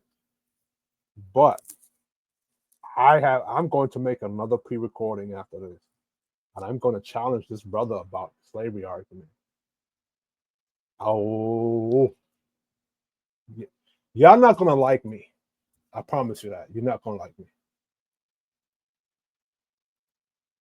These women married into these, they saw monetary opportunity and they married into it and they took advantage of it. And so again, culturally speaking, it's important that the foundation of Black American culture survive because we've adapted as a group of Black people to exist in this country. If we had Caribbeans and Africans take over and they were the dominant culture, what we consider the Black American community in this country would not survive. Are you serious? Jamaicans survive when we survive in Jamaica, and that was harsh. But we still here. We still persevere and endured that. What are you talking about? The Haitian Revolution. There was a Haitian started Chicago. Barbados started the the Prince Hall Mason. Prince Hall Mason. He started that the first Masonic lodge for Black people. African Lodge number 1 and African Lodge number 2, and he was very helpful when it came to the slave rebellions that went. Hold on, let me look this up. Y'all just talking a lot of wild shit now, man. Let me go over here. Chat GBT right quick. Question: was it a Haitian that started the city of Chicago?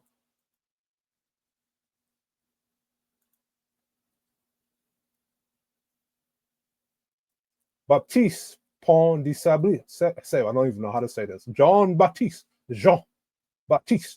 Pont de Sabri. I don't even know how to say that.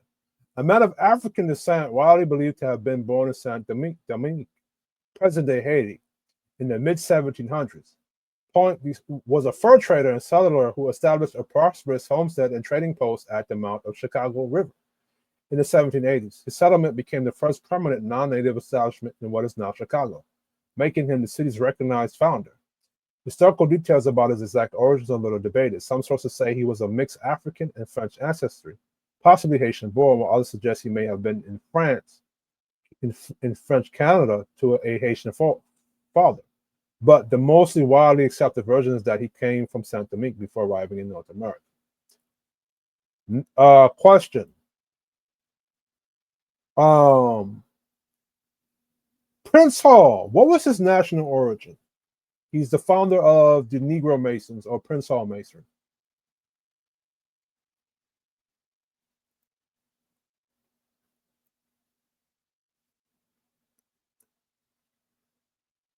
Prince Hall, the founder of Prince Hall Freemasonry, was almost certainly of Barbadian origin.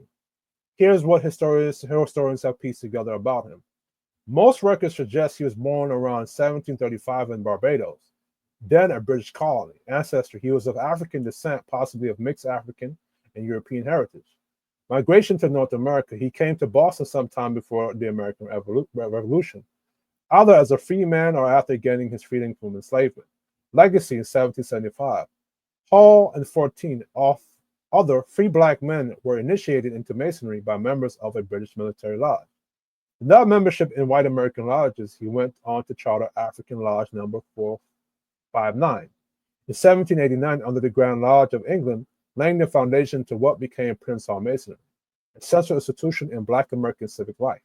So while he was a key figure in African American history, his national origin was Caribbean, specifically Barbados. All right, so can you break down what was the purpose of him creating this lodge, and how did he help fight against slavery during his time period?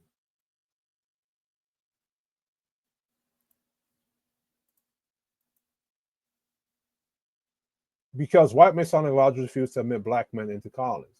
Freemasonry was an exclusive network in the 18th century. It offered education, moral philosophy, mutual aid, leadership training, and powerful social connections. By securing a charter from the Grand Lodge of England in 1784, Hall gave free black men their own legitimate Masonic lodge with the same recognition and rights as white lodges overseas. The deeper purpose within slave-era America, this lodge became a safe, semi-secret place where black men could gather, learn, and plan without white oversight. It gave members self-governance experience. They elected officers, managed funds, and wrote bylaws, all while most black Americans still denied citizenship rights. Hall himself used the lodge as a platform for abolitionist petitions to the Massachusetts legislature, such as calls to end slavery in 1777 and to support black schools in Boston. The lodge served as a community aid network, providing financial help to widows, educating children, and organizing mutual assistance in sickness or hardship. Strategic impact during an era when open black political organization could bring violent retaliation. Freemasonic Lodge was an acceptable front in the eyes of white authorities. Behind scenes, it fostered black self-determination. Prince Hall would later influence in early black political leaders, clergy, abolitionists, and entrepreneurs well into the 19th century. So while Prince Hall didn't frame his lodge as anti-slave headquarters, it was absolutely a stepping stone for black resistance, leadership training, and eventually activism. I don't know how to say that word, right? So for him to say that, what he said, that's a crazy work. That's a crazy statement. Let me ask ChatGPT this. Now, can you describe the many rebellions that took place in Jamaica and Haiti? And can you break down how Haiti, becoming the first black republic, helped to free up a lot of the American colonies from the French, and later on America buying those colonies?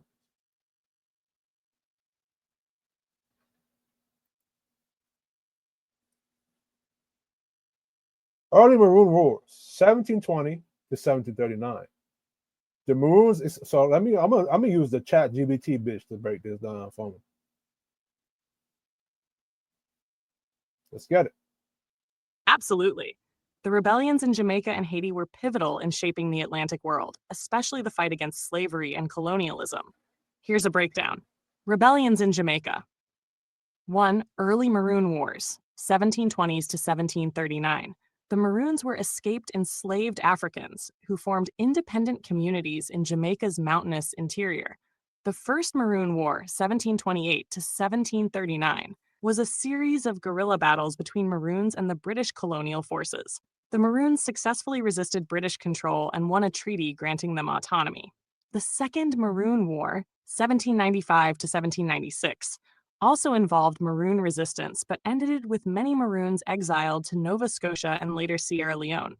Number 2, Tacky's War, 1760, one of the largest slave rebellions in Jamaica, led by an enslaved man named Tacky. It was a coordinated uprising involving several plantations, briefly gaining control before being suppressed by colonial forces. Number 3, Other slave rebellions. Throughout the 18th and early 19th centuries, smaller scale revolts and conspiracies were common as enslaved people resisted brutal plantation conditions. Rebellions in Haiti, Saint-Domingue. 1. Background. Saint-Domingue was the wealthiest French colony, heavily reliant on enslaved labor for sugar and coffee plantations. The enslaved population was vast and brutally exploited, with very harsh conditions. 2. The Haitian Revolution, 1791 to 1804, began in 1791 as a massive slave revolt inspired by the French Revolution's ideals of liberty and equality. Leaders like Toussaint Louverture, Jean-Jacques Dessalines, and Henri Christophe emerged, combining military strategy and diplomacy. The revolution evolved into a full-scale war against French, Spanish, and British forces trying to control the colony. In 1804, Haiti declared independence, becoming the first Black republic and the first nation in the Western Hemisphere to abolish slavery entirely. How Haiti's revolution impacted American and French colonies. 1. The collapse of French colonial power in the Americas. The Haitian Revolution was a major blow to French colonial ambitions in the Americas. The French lost their richest colony, which weakened their ability to control other territories. Facing mounting losses and costly wars, France decided to sell off other colonies. Number 2. The Louisiana Purchase. 1803. France had reacquired Louisiana from Spain, but after the Haitian Revolution and defeats in the Caribbean, Napoleon's plan for a North American empire collapsed. He sold the vast Louisiana territory to the United States for $15 million in 1803. This doubled the size of the young U.S. and accelerated its westward expansion. Number 3. Influence on slavery and abolition movements. Haiti's success inspired enslaved and free Black people across the Americas. It also frightened white slaveholders, leading to harsher laws in some places, but pushing abolitionist momentum in others. 4. Impact on American colonies and independence movements. While Haiti's revolution was against the French, its success demonstrated that colonial powers could be challenged and defeated. It inspired Latin American independence leaders like Simón Bolívar. It created ripple effects, weakening European colonial grip in the Americas, accelerating the decline of imperialism. Oh, but according to what this brother just said, let me go back to him. Hold on, I want to repeat what he just said. We had Caribbeans and Africans take over, and they were the dominant culture. What we consider the Black American community in this country would not survive. That's what he said. And I just broke down to you how Haiti was pivotal. Read this part here again. Pause the video. It created ripple effects weakening European colonial grip in the Americas, accelerating the decline of imperialism. Shout out to the Haitians.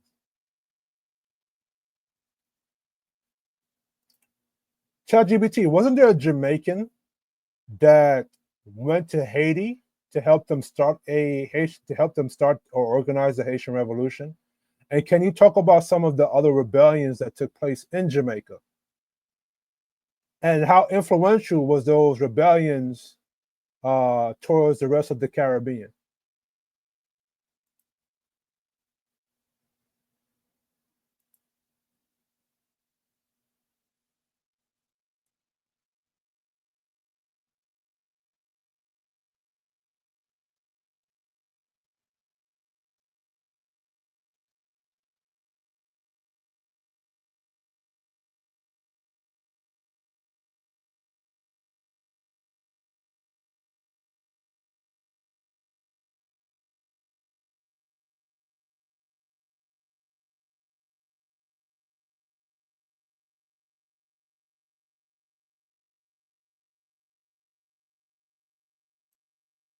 Question. The Baptist Wars from Samuel Sharp. What was some of his famous quotes that they say he said?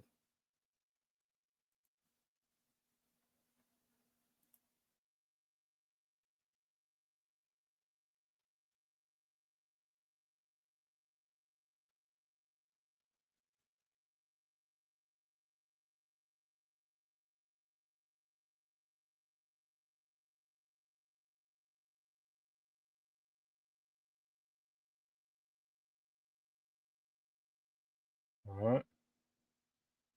Oh.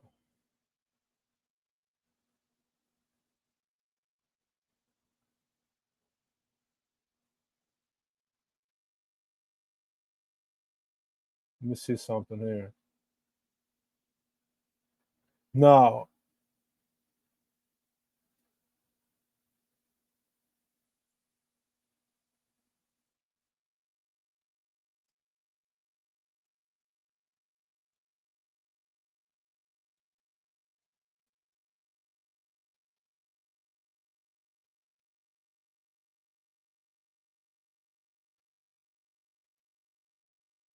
So who was Toussaint Louverture?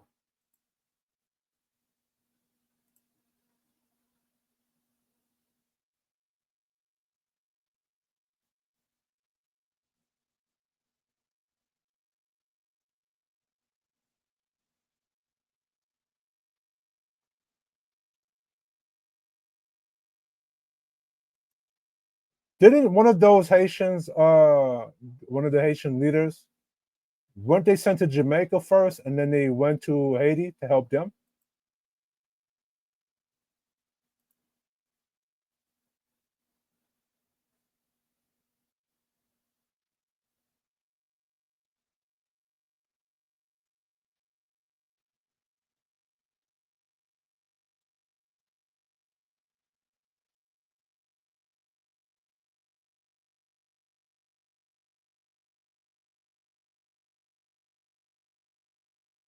All right, so we're gonna have ChatGPT read this. But that man set up there was wild. He said some wild shit up there. Great questions. Yes, there were Jamaican and other Caribbean Black leaders who played important roles in the Haitian Revolution and wider Caribbean resistance movements. Let me break it down clearly. Jamaican involvement in the Haitian Revolution. 1. Samuel Sharp, important but slightly later. He led the Baptist War, 1831 to 1832, in Jamaica, which was a massive slave rebellion that helped push Britain toward abolishing slavery. Though post-Haitian Revolution, his uprising was inspired by the revolutionary spirit spreading across the Caribbean. Number 2. Influences and individuals from Jamaica and other Caribbean islands.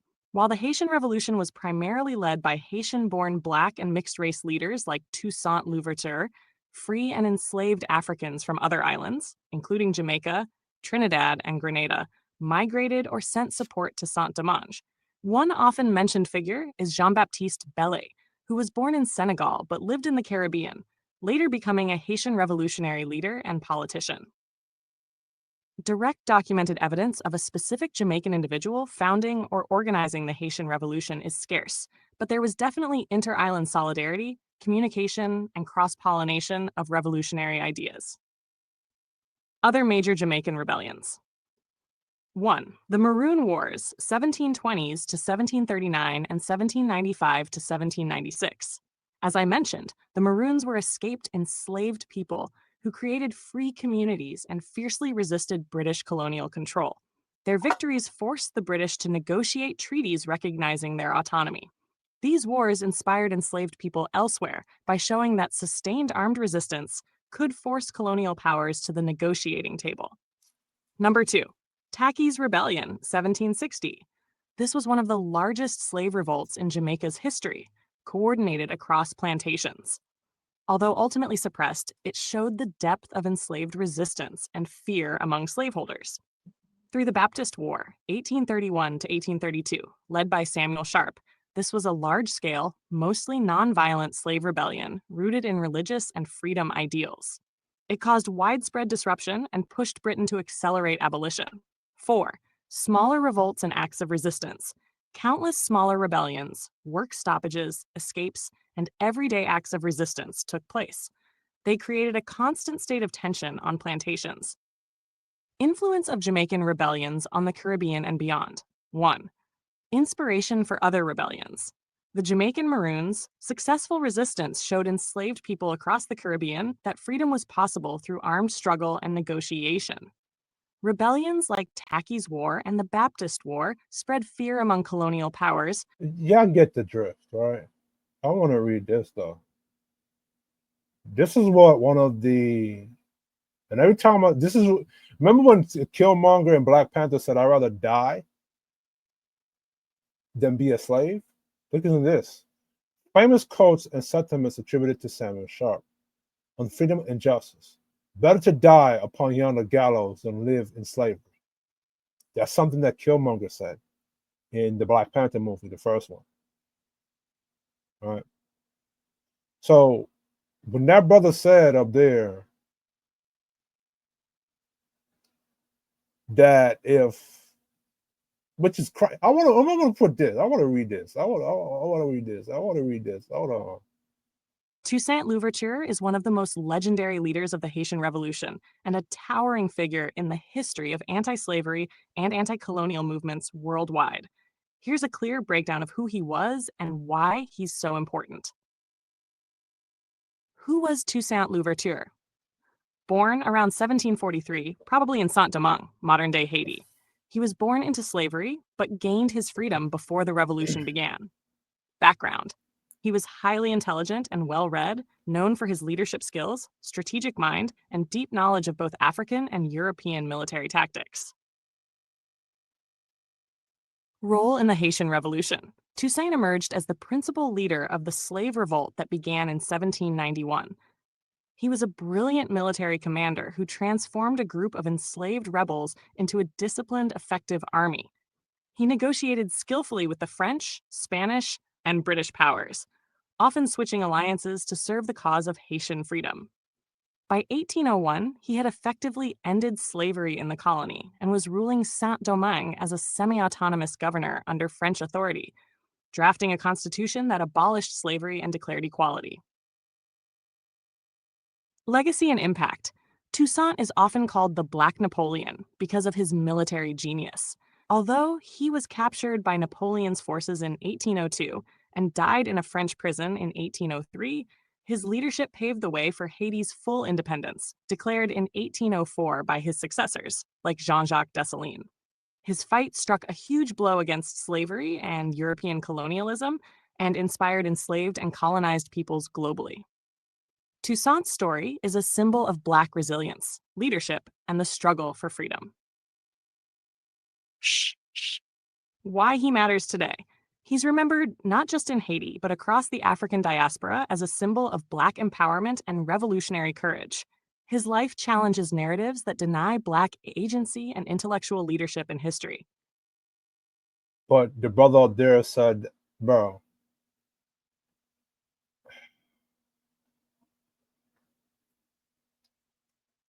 like, so let me ask ChatGPT this question. So let me ask you a question. With all this history of Jamaican and Haitian and Caribbean resilience and Black excellence and Black empowerment from the Caribbean culture, if they were the dominant culture in American society, do you think they would have thrived and became successful with all this history and facts in mind?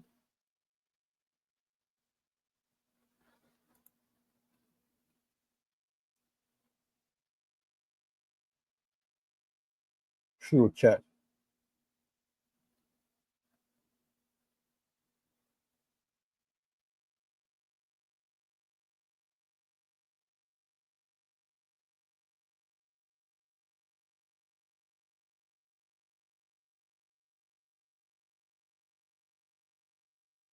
Would Caribbean rooted culture have thrived and succeeded in dominant American society? Yes. And here's why.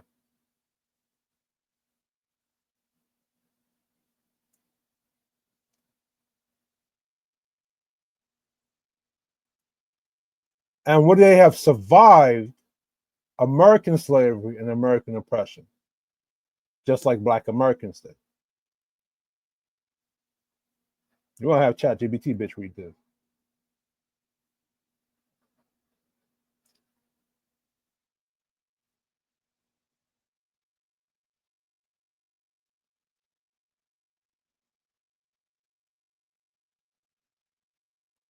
Let ChatGPT read this. I'm glad I'm doing this video. That's a powerful question. Looking at the deep history of Caribbean resilience, Black excellence, and empowerment, it's clear that the cultural foundations coming from Jamaica, Haiti, and the broader Caribbean have been immense reservoirs of strength, resistance, and creativity. Would a Caribbean-rooted culture have thrived and succeeded in dominant American society? Absolutely. Yes. Here's why. 1. Legacy of resistance and leadership.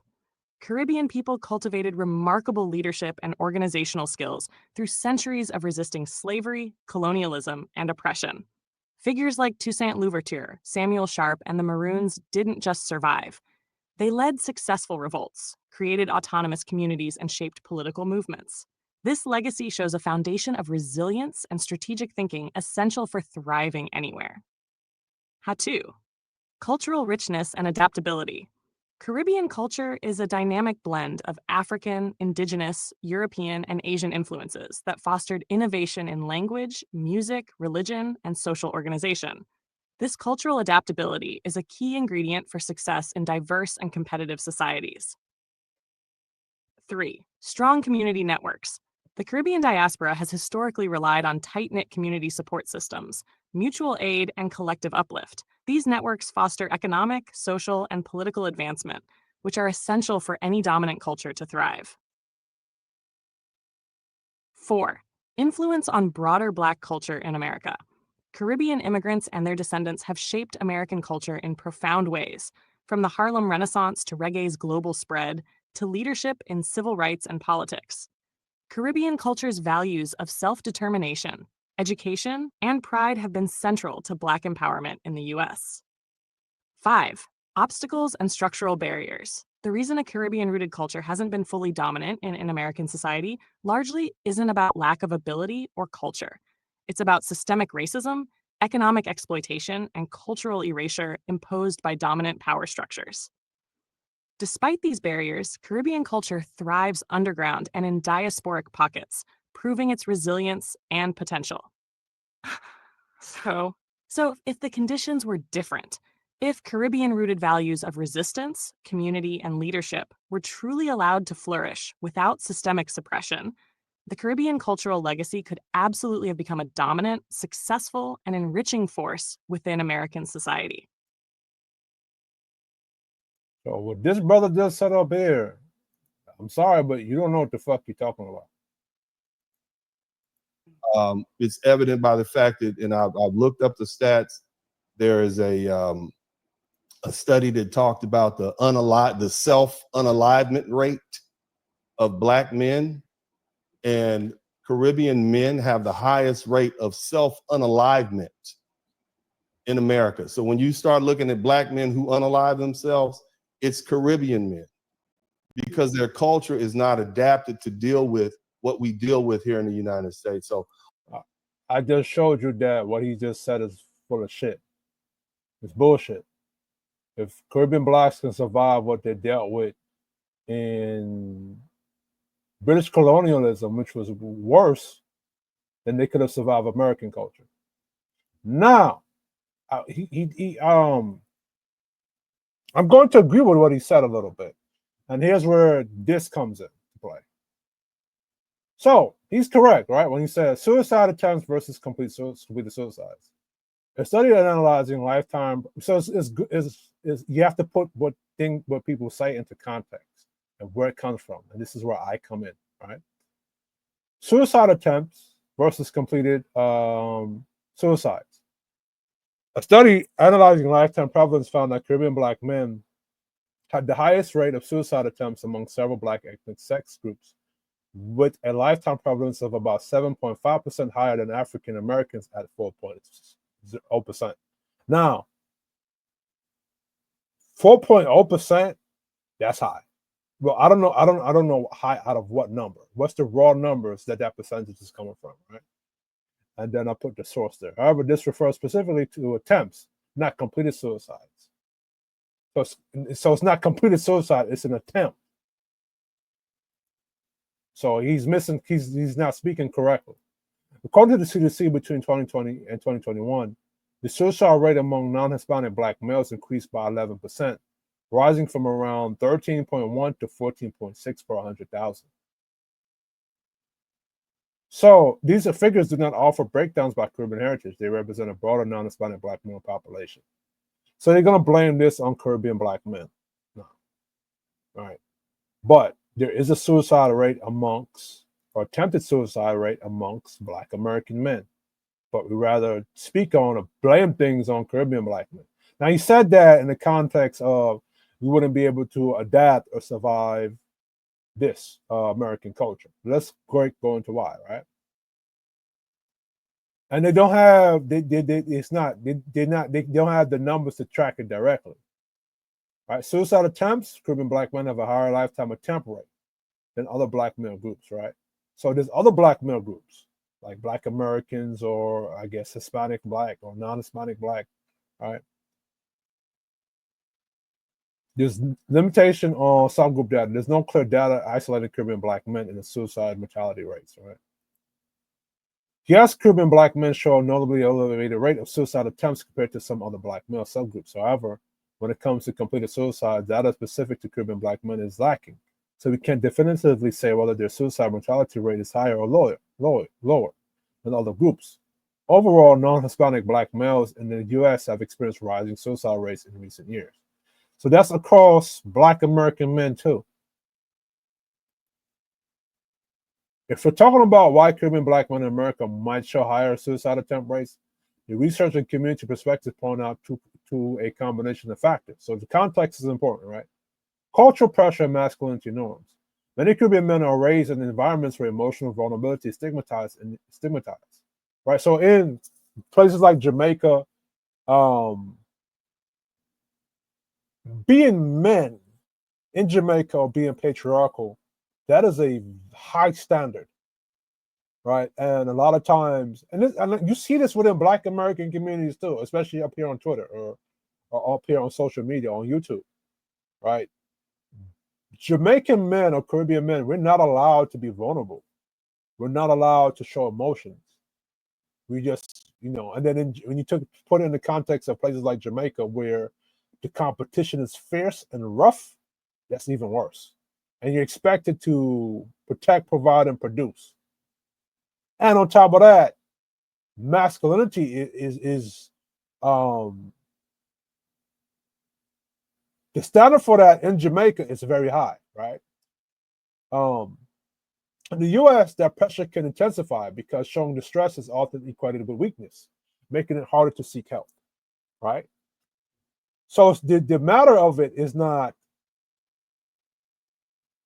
they can adapt to it. The problem is that in both America and in Caribbean culture, Black men are not allowed to seek help for the issues they're dealing with.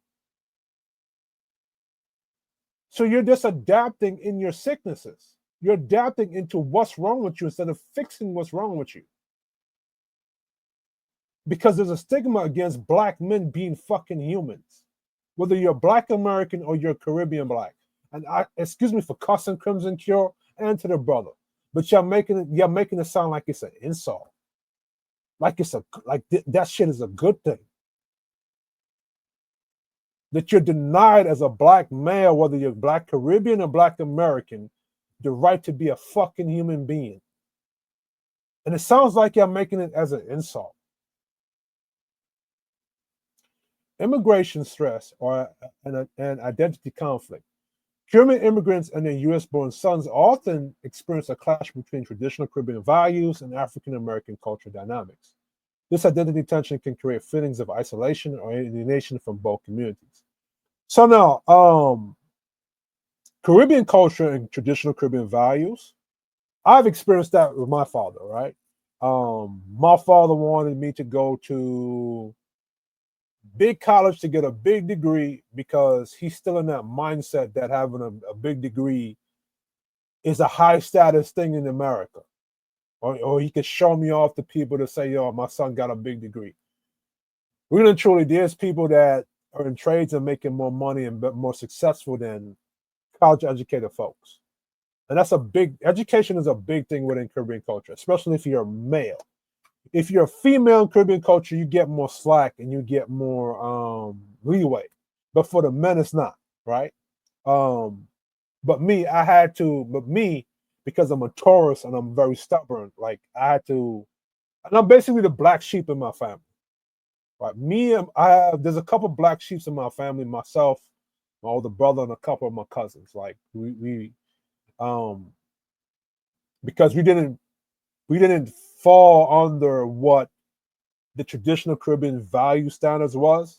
We kind of branched out on our own and did our own thing and became successful, right? In our own respective rights, right? But no, it could be very intense, right? And then at the same time, we're not being accepted by Black American culture. So that's a double-edged sword in itself, right there, right? So the brother on there, he's not telling you the full picture of the full story. Maybe the reason why there's a high suicide attempt of Caribbean Black men is because A, he's in America, he's being bullied by Black Americans. They don't accept him nor respect him, and at the same time, there's pressure from his Caribbean side.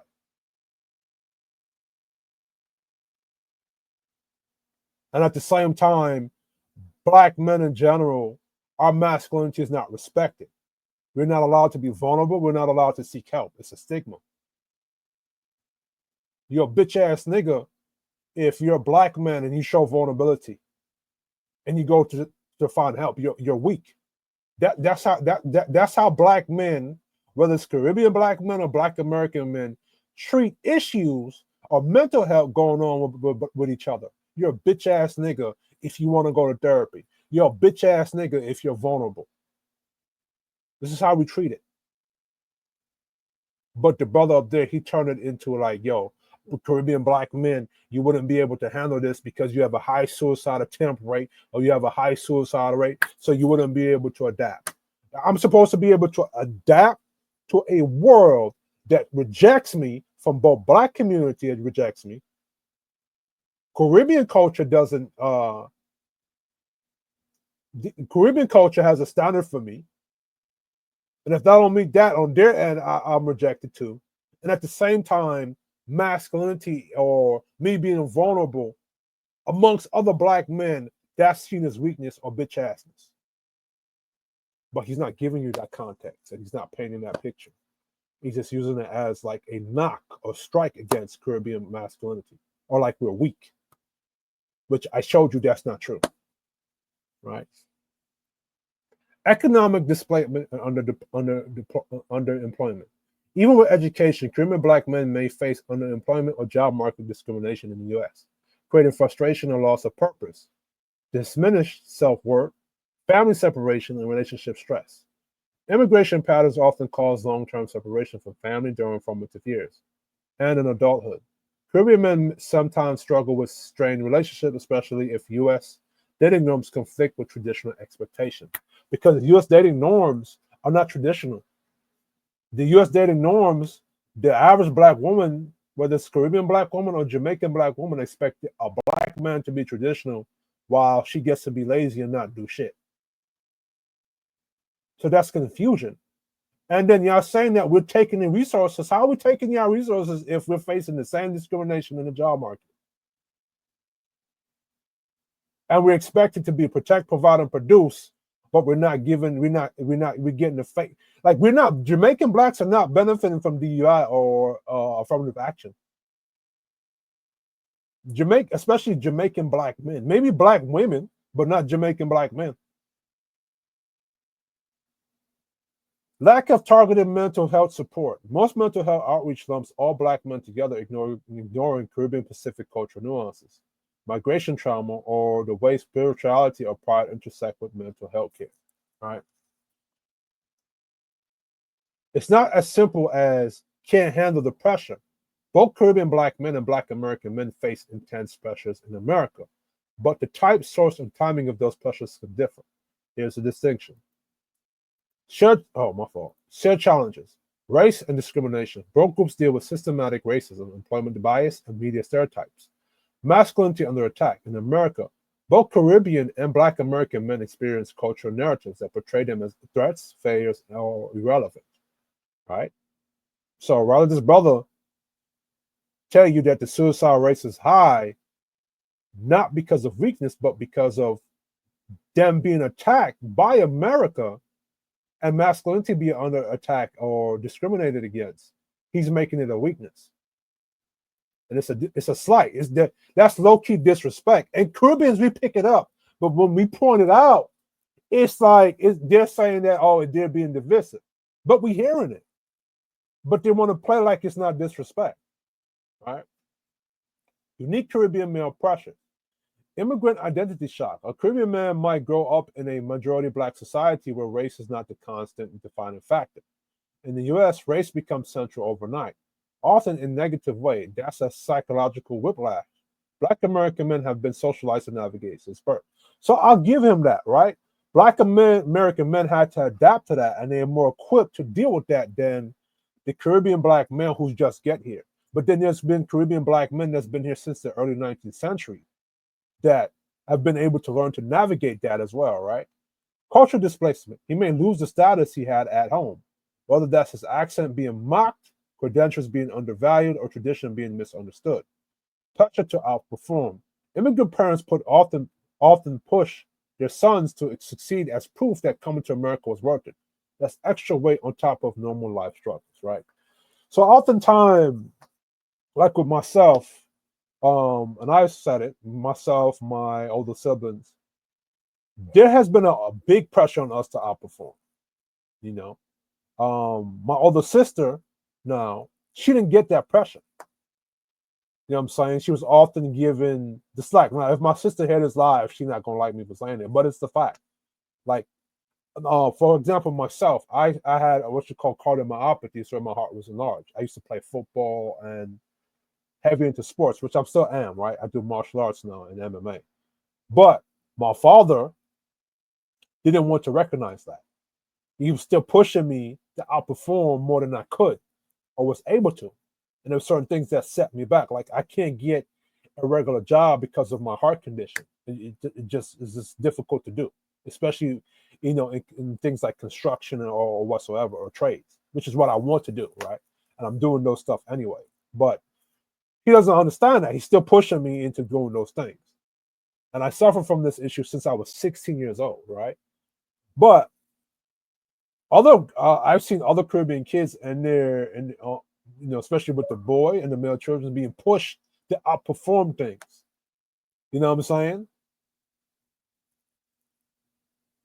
And that's the context that brother is missing, Dennis Berlin. He's not painting the picture properly. He's just throwing out a stat there to you, and he's not doing the nuance to it. He's just putting it out there, and he's phrasing it into like a Caribbean men are weak. Why this can spike suicide attempts? Black American men often have a cultural playbook for dealing with America's social terrain. They've been in it for generations, and even if it's still harsh. Caribbean men might enter with different expectations, believing that hard work alone will bring success, and when that doesn't happen, that shock can cause deeper disillusionment and isolation. Which, yes, as I explained earlier, with how they are raised in Jamaica, you know what I'm saying? That's what they believe. And then when they come to America and they understand that America treats them just like any other nigga, it's a shock to them. You know what I'm saying? And then at the same time, you're rejected by Black people, Black Americans. Bottom line, it's not about inability to handle pressure. It's about being hit with a different type of pressure without the same generational toolkit to process it. Black American men already have a cultural survival manual for America's racism and gender dynamics. Caribbean men have to write a manual on the fly. That's where the risk spikes. Now, the gender dynamics is like the whole Jamaican Black men have to be patriarchal, and there's an expectation of being traditional heavily. So now, if you come into an America situation now, and it's more gynocentric and feminist, you're a direct threat to that society, and everybody view you as something, you know, toxic to that environment. Like, be a Jamaican nigga, try to talk patriarchal, and try to be talk about traditional roles, and go into one of those feminist spaces and see what the response is to you. Go into corporate America and speak like that. And see what the response is to you. I know because I experienced it. The feminist-driven, gynocentric social climate in America plus systematic racism puts heavy pressure on both Caribbean Black men and Black American men. but Caribbean black men are all carrying an extra, often overlooked weight.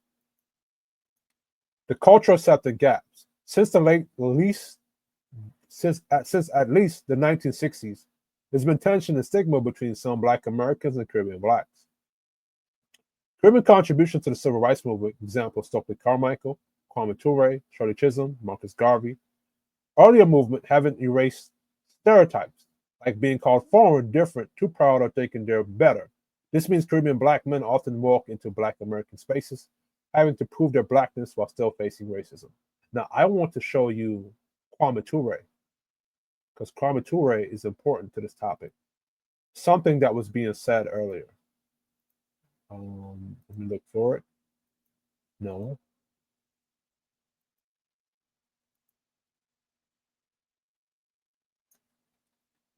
So,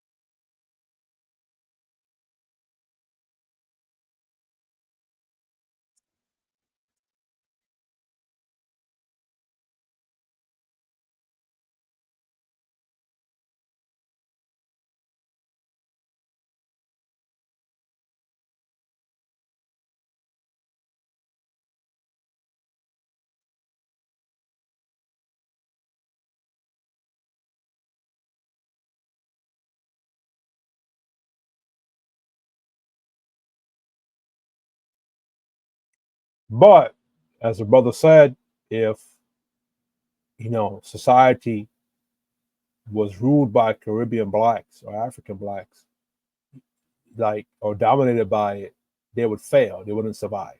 That's what he said. Remember what he said that. Let me go here. Let me read this off right here.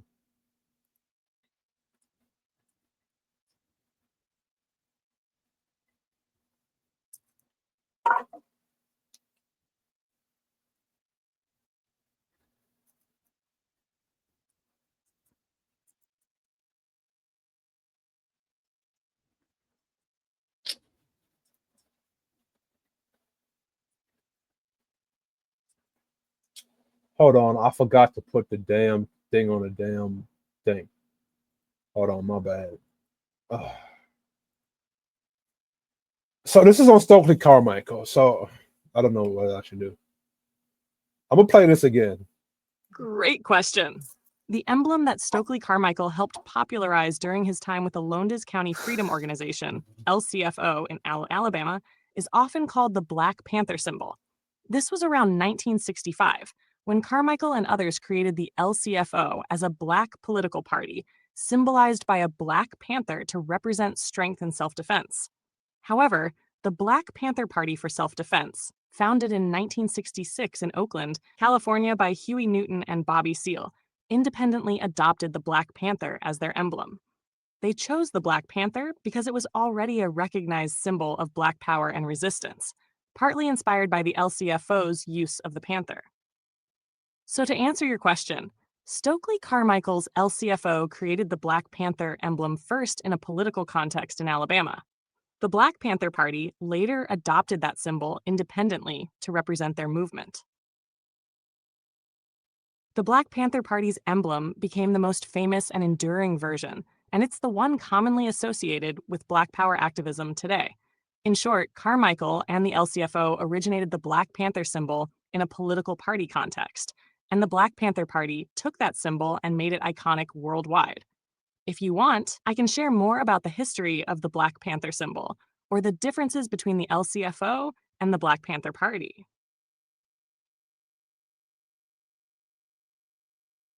So, Stokely Carmichael influenced the Black Panther Party. But as the brother said, that if the Americas was dominated by Caribbean blacks or African blacks, it would fail. It wouldn't survive. It wouldn't thrive, right? That's what he said. And Crimson Curl shook her head and she didn't Got challenge it. it. Let's break this down step by step so there's no confusion about who actually created the emblem and where Stokely Carmichael fits in. Number 1, who actually originated the emblem? The Black Panther emblem was not personally drawn or designed by Stokely Carmichael. The symbol was first created in 1965 for the Lowndes County Freedom Organization, LCFO, in Alabama, which was nicknamed the Black Panther Party locally. The LCFO's emblem was designed by Ruth Howard, a young Black woman who was an art student at nearby Tuskegee Institute. She was recruited to create a visual logo for the party so voters, especially those who were illiterate, could identify the party on the ballot. The Black Panther was chosen because it symbolized courage, dignity, and a willingness to defend oneself, and because it was a counter symbol to the Alabama Democratic Party's emblem at the time, the white rooster with the slogan, "White Supremacy for the Right." I'm going to tell you why I'm laughing. Stokely Carmichael's role in the LCFO.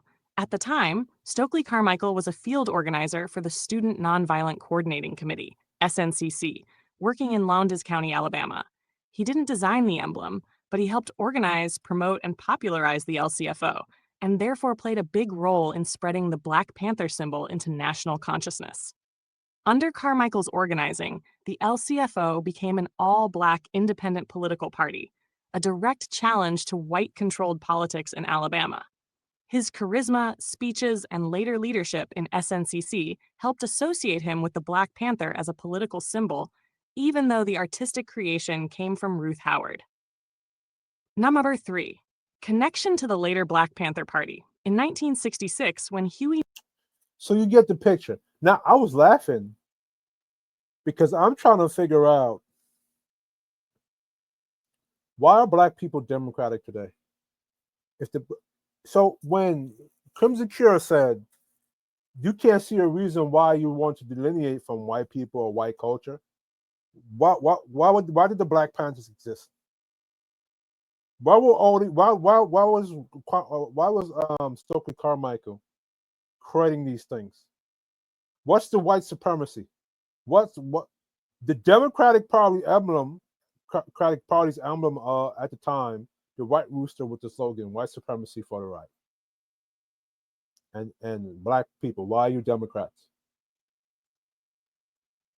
The Black Panther Party were fighting against Southern Democrats at the time, so I don't understand. But anyway, no reason to delineate from white people. May I ask ChatGPT something? What was Stokely Carmichael's origin?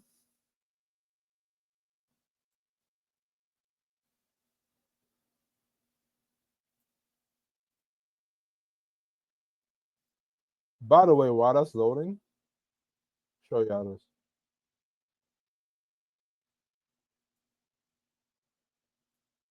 Look at the symbol, Black Panther. Look at this, County, Alabama. Look at the symbol.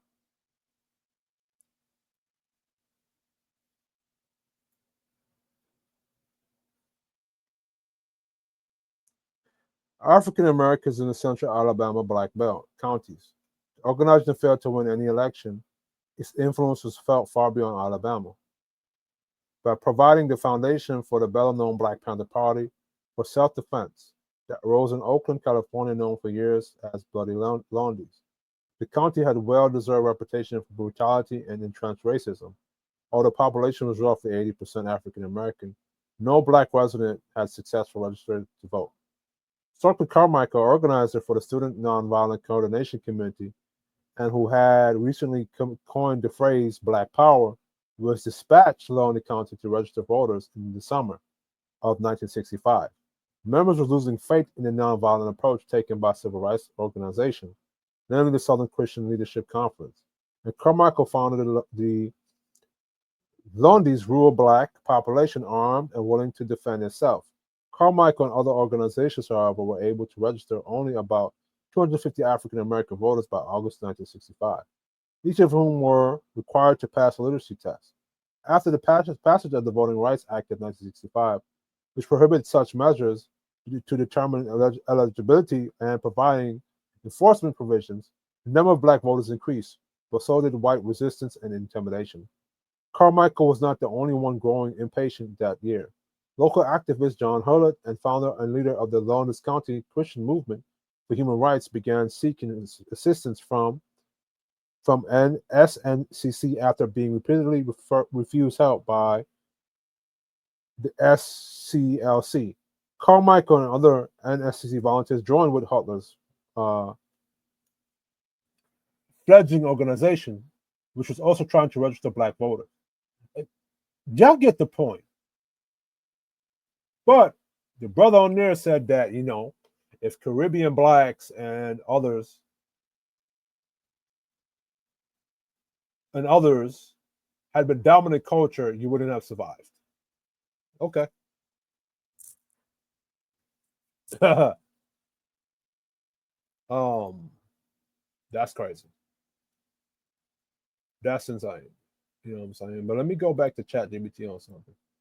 Burnt early life. Stokely Stanford Churchill Carmichael, born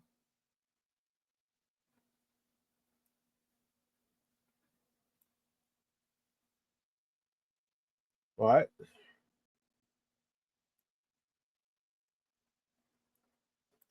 And he attended Howard University.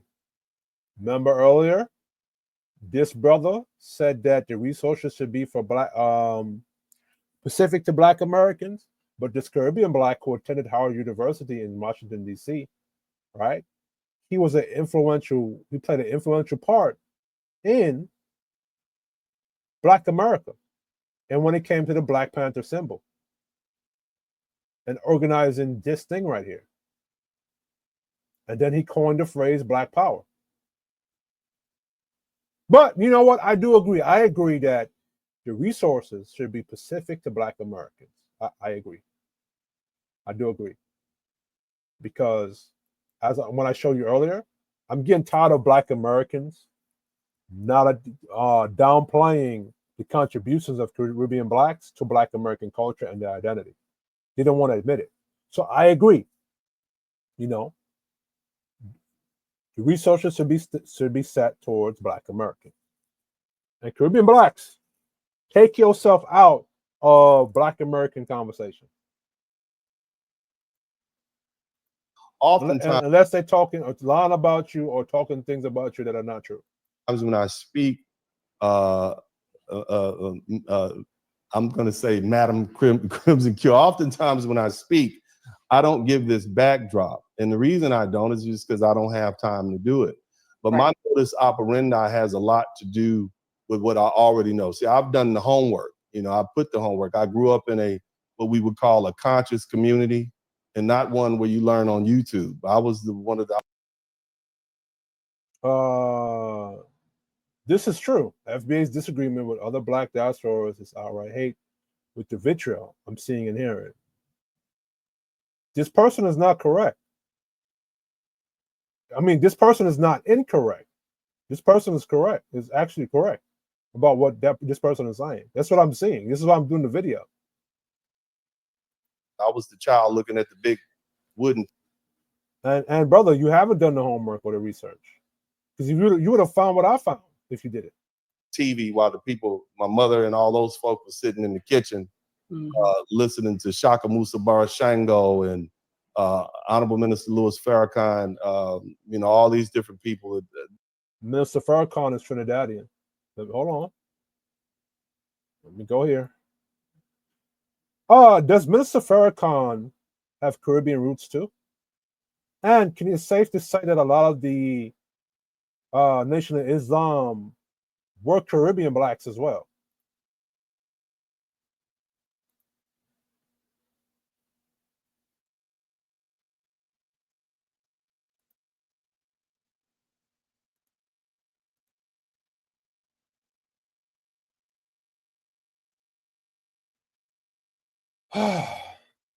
Oh shit, Miss! I didn't know he was born in New York. Oh, I didn't know that. So let me have this. Let me have AI bitch read this. Yes, Minister Louis Farrakhan does indeed have Caribbean roots. And you're correct that a notable number of early Nation of Islam NOI figures came from the Caribbean. Number 1. Minister Louis Farrakhan's Caribbean roots. Birth name, Louis Eugene Walcott. Born May 11th, 1933 in the Bronx, New York. Parents. Mother, Sarah Mae Manning from St. Kitts in the Caribbean. Father, Percival Clark, from Jamaica, although Farrakhan was largely raised by his mother. Raised mostly in Boston, Massachusetts, Farrakhan was a gifted violinist and calypso singer before becoming active in the Nation of Islam in the 1950s. 2. Caribbean influence in the Nation of Islam.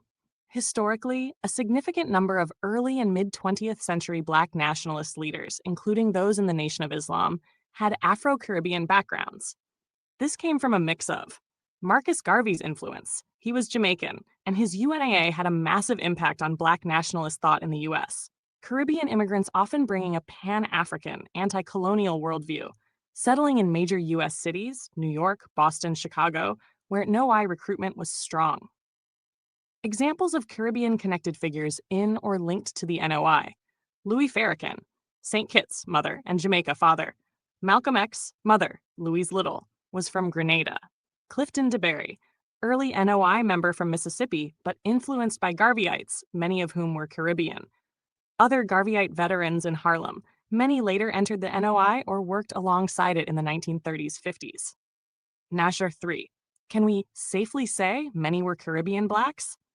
Yes, especially in the early to mid-Nation of Islam era, 1930s to 1960s, there was an outsized Caribbean presence compared to their percentage in the overall U.S. Black population. However, the majority of the NOI's rank-and-file members were still African American, U.S.-born. The Caribbean influence was strongest among leaders and ideologues, not necessarily the everyday membership. If you want, I can give you a full... Yes, do that. Give me the full chart of major Black nationalist leaders for the NOI with their Caribbean origins.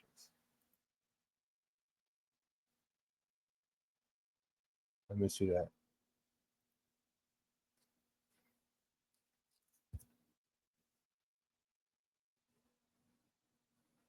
Why does the AI put this shit twice?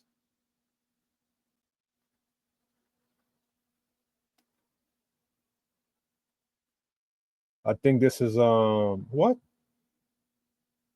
Man,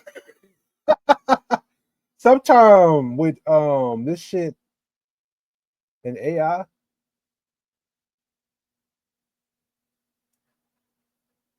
But y'all get the picture, right?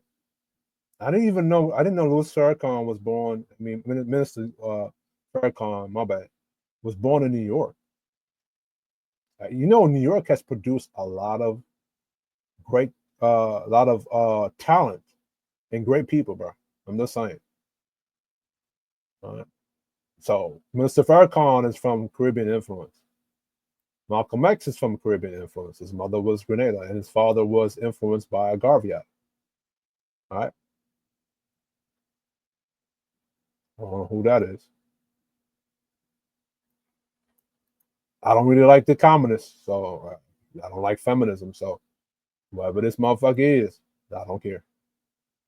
This nigga right here, he the G, right?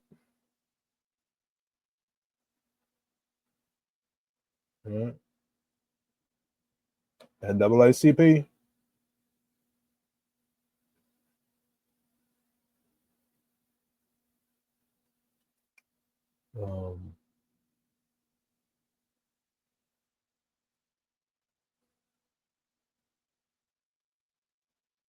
Yeah, Marcus Garvey, I believe he had 2 wives, and they also helped him a lot too.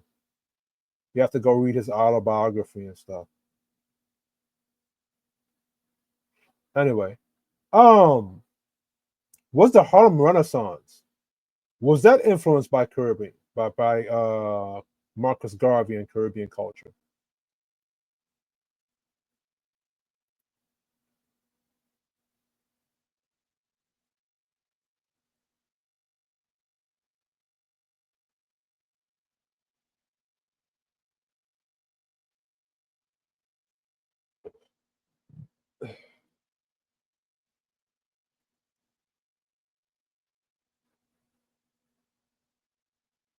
Man, like y'all be saying some wild stuff, bro. And y'all think we can't fact check it. I don't know why y'all think that. But you know, the day I fit though. I was there at those meetings, you know, but except I was a kid watching cartoons. So I've been around it for a long time. Of course, I don't hold myself out as that because it's become so cliche. I just consider myself studied, you know, and at this point, at this age, I have to begin to try to do something to make a better way for our foundational Black American children with this onslaught of people coming. So that would be my two reasons why delineation. He said onslaught. People coming here. Man, this is what they wanted to say during the 80s and the 90s and the 60s. And they did say it. They've been wanting to say this. And this is my whole point making this video, is to show you that they were been saying these things. This is not new. Black Americans, or who call themselves FBA now, they never accepted us into their culture. So there would be no reason to delineate from something you never accepted into your culture. You know what I'm saying? I don't hate Crimson Cure. I don't hate this brother. You know, I just speak passionately on things, especially when you're telling half truths or you're not telling the full story. I don't know, you know, I don't know why. But listen, but Caribbean Blacks, like, you don't get upset with this. You know, don't, like, you know what I'm saying? Just don't allow them to lie on you or to tell half truths. Is important. Number one, because we need to maintain FBA culture, because it's a matter of survival. And number two, as a practical matter, we don't want others coming in, taking what was designated from us or for. So when Caribbean Blacks was creating tight-knit enclaves because, or separating from y'all guys, or making a clear distinction because you were bullying us, how come y'all couldn't recognize that it was for our survival? For us, for themselves. Okay. I'm going to get around to what's on the screen because I think those are important things. But we're going to go to a quick commercial break. Let me see what was in so after these messages, we'll be right back. I need everybody to go to AskKicking.com. Yeah. Let me see some of these things, comments they made.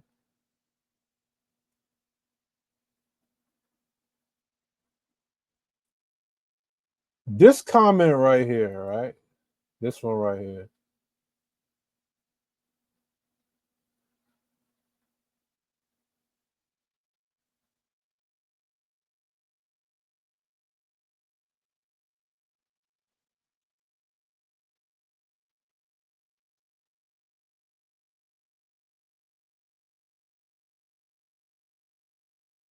Did you see this comments in the comment section? This is why I'm here, right?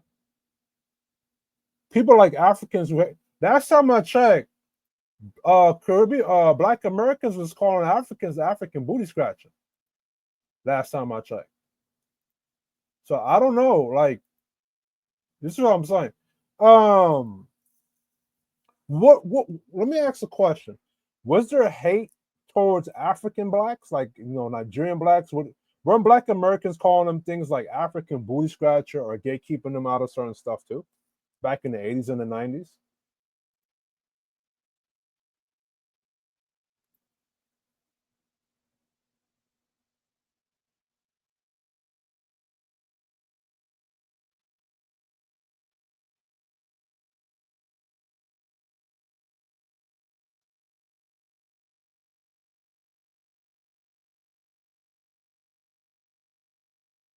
Look at this.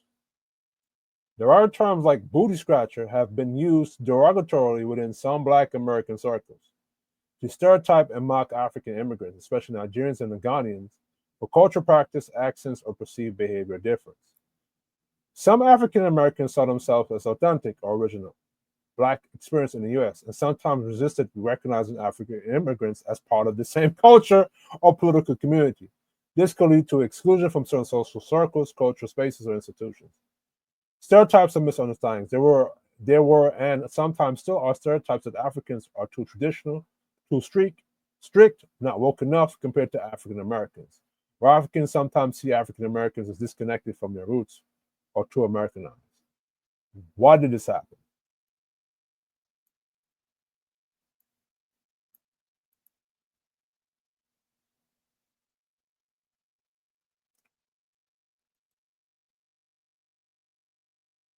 Can you break down or find on the internet from research certain teasings or bullyings of Africans from Black Americans? Can you find that?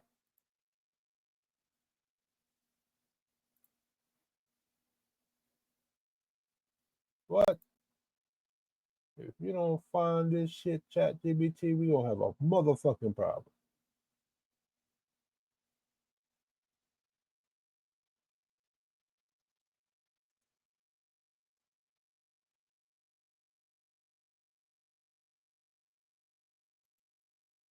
So you don't think that when you have foundational Black Americans of that time of Black Americans bullying African immigrants and Caribbean immigrants, bullying them, making fun of them, teasing them in school, mocking them for their language and how they talk. You don't think that Caribbean Blacks and Africans would have a right to say, you know what, we're going to just separate and protect ourselves and create our own kind of communities and just tell our children to avoid them since they're getting bullied and teased and picked on in school? You don't think that logically makes sense? You don't think that the FBA or Black Americans should have an understanding towards that?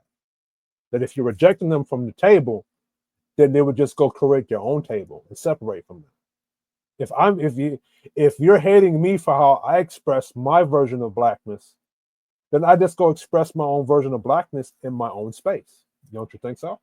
Give me an objective, honest feedback.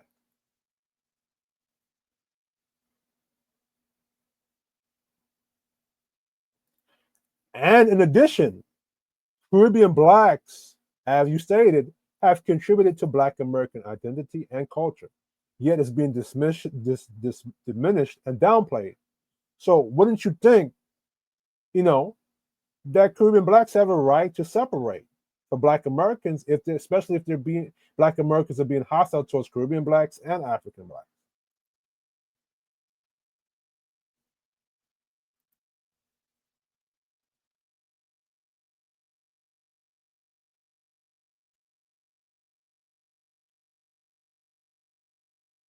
Given this environment, so let me let this AI bitch read this. Hold on. I don't feel like talking too much. Your question touches on a very real, complex, and sensitive dynamic within the broader Black diaspora. Here's an objective, honest breakdown. One historical reality of intra-Black tensions. Yes, there is well-documented evidence that African Americans, particularly youth in schools during the 80s and 90s, sometimes bullied and excluded African and Caribbean immigrant kids because of accents, cultural differences, or styles of dress and speech. This created a climate of alienation for many immigrant families and children. 2. Why separation makes logical sense. Given this environment, it is entirely rational and understandable that African and Caribbean Blacks sought to create their own communities and cultural spaces where they could freely express their identity without fear of mockery or rejection. Self-preservation. When one's identity and expression are met with hostility, self-segregation as a protective measure is a common human response. Cultural autonomy. Caribbean and African immigrant groups often emphasized preserving their languages, customs, and traditions, which can differ quite a bit from African American culture formed through a different historical experience. Community solidarity. Building separate institutions, schools, churches, businesses allows communities to nurture pride and pass on traditions uninterrupted by discrimination from within the diaspora. 3. Should African Americans understand this? Yes. A healthy, forward-looking Black American community should be aware of this dynamic and cultivate empathy and inclusivity, recognizing that Blackness is not monolithic and embracing cultural diversity strengthens overall unity. Alienating Caribbean and African Blacks drives wedges in Black political and social power, which ultimately undermines collective progress. Respecting different expressions of Blackness. No. I'm not telling Black Americans that you should allow Caribbean blacks to integrate with you. But it's funny how you want to stay integrated with white people, but white people don't want you in their shit. It's funny shit. This is some funny shit, bro. But I'm not saying for you to do that. My point is that you can't keep talking about like how I saw in these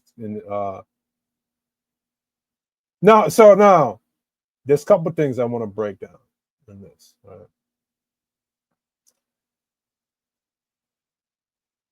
When black people wanted to segregate from white people, it was because of self-preservation, cultural autonomy, common community solidarity.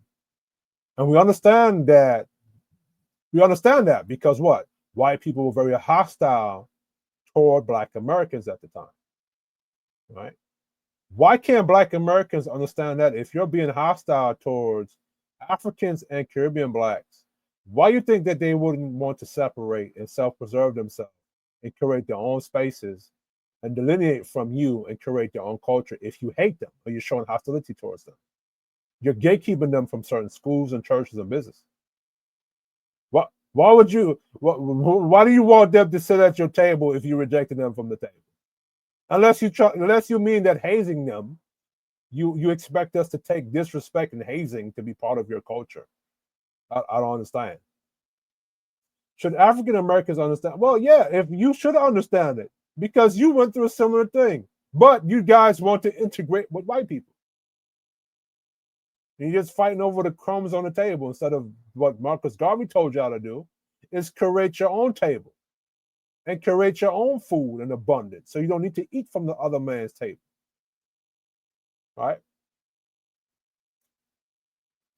Is it true that Caribbean contributions to Black American agriculture has been often overlooked or downplayed? Dimension. This invisibility can add to feelings of alienation, justify separate community identity and pride. So, like, let me put my face to this. Let's say you didn't like us curry goat jerk chicken niggas here from the beginning. You've been wanting to say it. You're just not being honest about it. Or you're just pulling a narrative that you were not allowed to say it from the beginning, or you're not allowed to be honest from the beginning, or you were an innocent party in the beginning. And every time somebody like me make a video, you know, I'm being divisive. Or we're trying to stop FBA from delineating.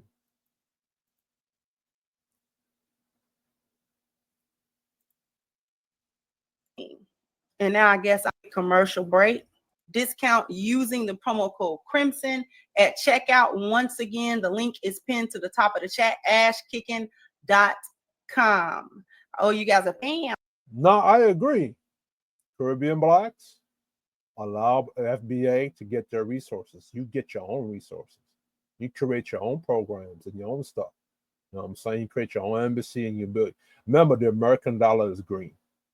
And capitalism can benefit anybody, right? You just have to be beneficial to the American space. But the FBA are going to call you trying to be white, which is funny. They're trying to stay integrated with white people, but they don't look at themselves as trying to be white. Bam, bam, bam, bam. You got to hit the like button. Bam, bam. You got to, Thank you, Miss Maya, for becoming a new member. Thank you for the reasoning. Where they're from, Nigeria or Ghana, or for some of us, is that the way we see it is our brethren come here, immigrate here, whether they're first generation, second generation, what have you. And did this comment Skill Belly right here, right? Him. I don't know if y'all can see this on the screen. Skill Belly. I don't know if I can zoom in on it. Skill Belly says, the Somalians have always been about themselves. They don't call themselves black, only recently. Yeah, because you don't accept them as black. You're going to bully them or pick on them or make fun of them for being different. So why you want them to be, why you want somebody, why do black Americans want people to be part of them that they don't like, don't accept, or bully or disrespect all the time? What are y'all looking for? Like a slave y'all could fuck around with? What's going on? The word that's usually used for this is cosplay. To adapt our talking, out some aspects of our culture. So when Black Americans mock Caribbean blacks or say "yeah man" or talk like we, that's not y'all cosplaying us? I just told y'all Carmichael coined the term Black Power. So that's not y'all. Hold on. So let me break down something right here. So there he go to cosplaying of this shit, this cosplaying shit. So let me see here. Let me go back to this.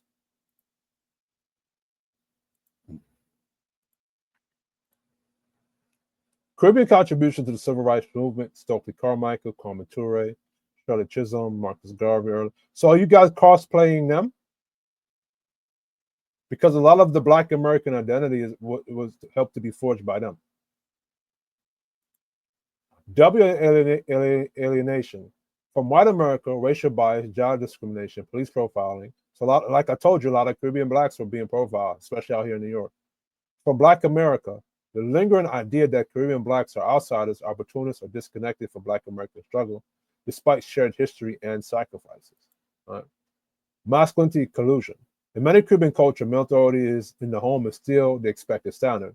In America's feminist-leaning climate, this is painted as controlling or toxic. Caribbean men face masculinity shaming twice, once from the broader U.S. culture and sometimes again from Black American spaces that have already adopted to softer, more acceptable male roles, right? The result, you end up with a man who is racialized in the American system, is foreignized in Black America, is emasculated by feminist gynocentric cultural norms, and often has no community that fully defends him when he pushes back. That triple bind is why Black American men, despite their pride and work ethic, can be at greater risk for a kind of mental, emotional strain that leads to high suicide attempt rates. So, when the doctor talked about, when Dennis Sperling talked about, Black men Caribbean Black men can't adapt to America because they have a high suicide attempt rate, he's not pulling the full context and what the pressure is. Tensions between Caribbean blacks and African Americans. The survey-based reports highlight that Caribbean and African immigrants often face open scorn from U.S.-born Black people, who sometimes say things like, "Go back where you come from." One immigrant describes it as a double burden, facing discrimination from both white society and from within Black community. And I put the source there, all right? Identity and cultural context.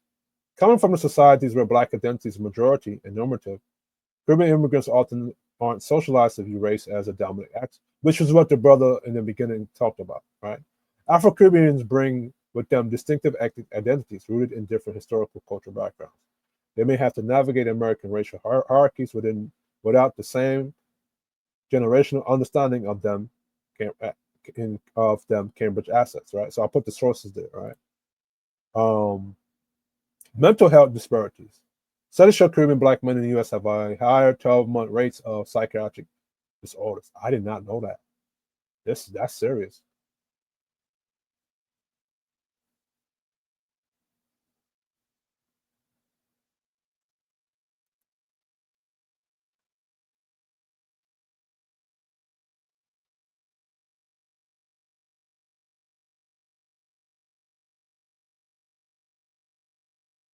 So y'all can pause it and read this for yourself.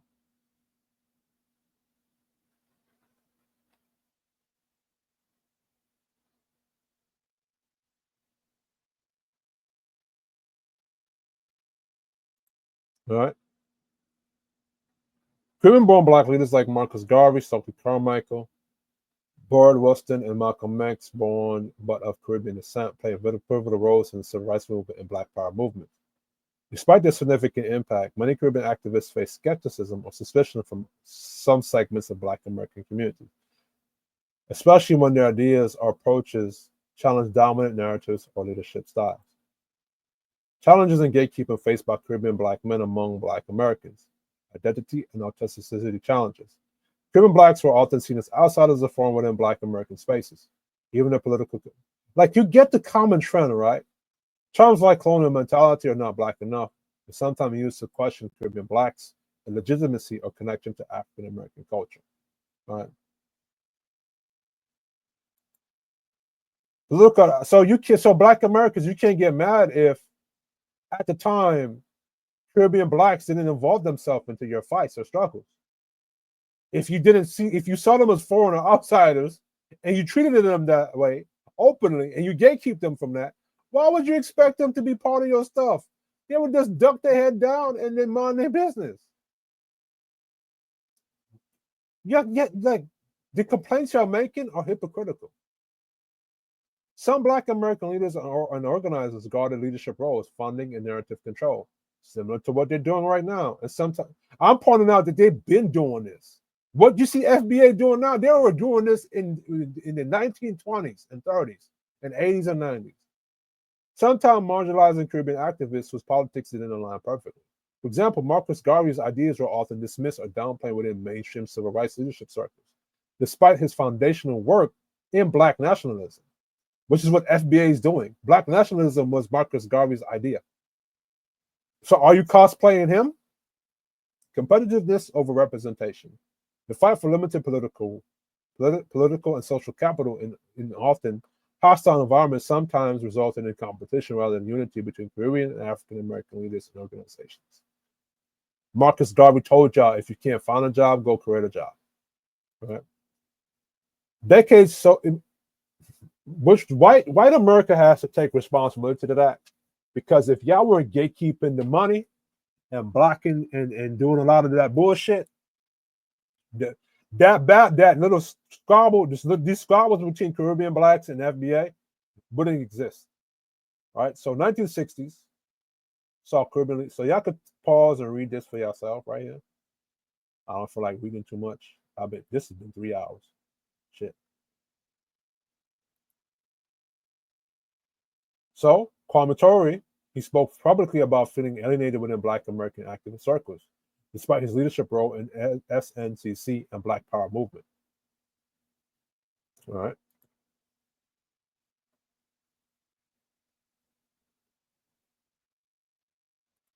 So y'all been gatekeeping stuff. So stop lying.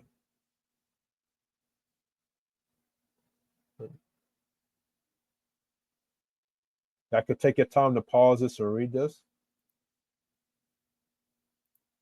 I could do the same thing for here. I think I read some of this already.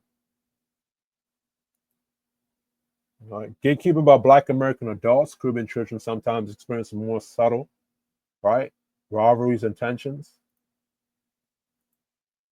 Response to alienation, facing marginalized from both white America and segments of Black America.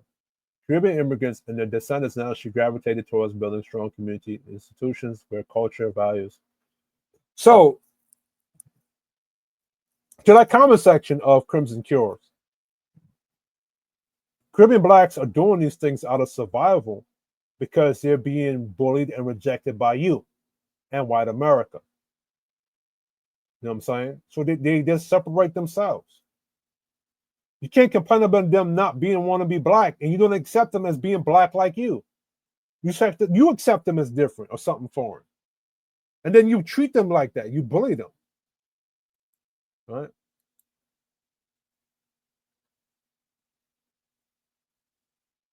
Bullying in schools and neighborhoods. Right? So y'all can pause the video and take the time to look at this.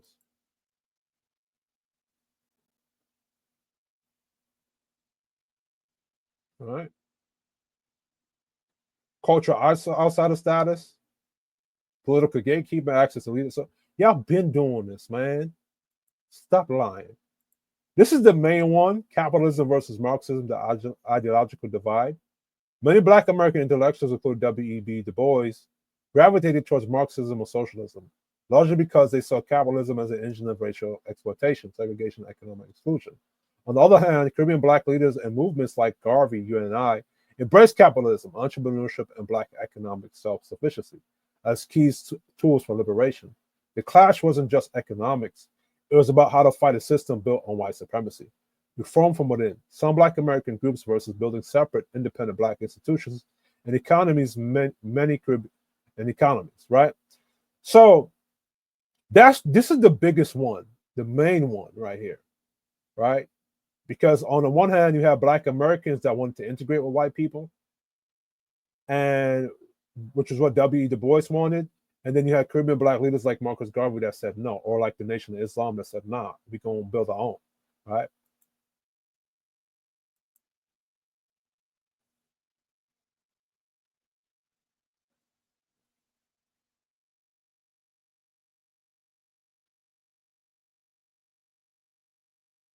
By large segments of Black America, the lack of acceptance combined with ideological and cultural difference often led to alienation and gatekeeping. So now, when Caribbean Blacks say, okay, cool, we're gonna be black like y'all, we're gonna Americanize ourselves. You now call it cosplaying. When you didn't accept us and we created our own stuff, oh yeah, delineating, you're not black like us. Make up your mind. The bigger picture, the story isn't just about competition or division. It's about two groups with shared pain and goals, but different histories and approaches. They're just to survive and thrive in a hostile society. The fact that many Caribbean contributions are overlooked and minimized in Black American narratives is part of a broader problem of historical erasure and gatekeeping. Something that Black Americans, the FBA, complain about white people doing when they stole your patents to your inventions, when they bombed and burned down a lot of your cities, or when they tried to whitewash you out of certain history books. But you're doing the same thing to Caribbean Blacks. And then trying to lie and build narratives that aren't true. Caribbean Blacks were never just accepted guests in Black American culture.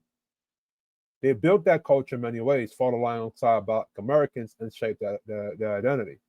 So are you cosplaying a lot of what Caribbean Blacks brought into the culture, but still face rejection and exclusion because of history, culture, ideology, and sometimes plain gatekeeping? Dual cultural alienation. From Black American communities, Caribbean Black men often face cultural gatekeeping, stereotyping, and exclusion within Black American spaces despite shared racial identity. All right, so I could pause this and read this yourself, right?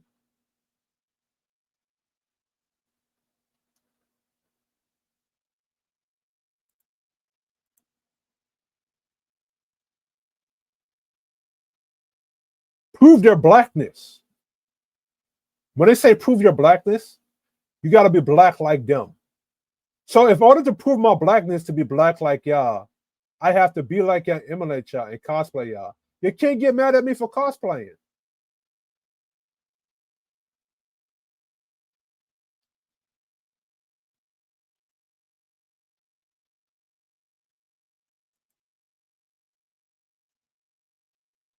All right, I think I already explained that earlier. Black American men have this too. So if you're a Black American male and your family didn't help you do shit, there was this piece of shit. Which I see many Black American men go through this. I have a lot of Black American homeboys that I grew up with. So this is the thing, right? I have Black American friends that, because I'm not speaking to all of Black America, all of Black Americans. I'm just calling out Black FBA, right? And Black Americans who think like this. I'm just calling out what you've been doing.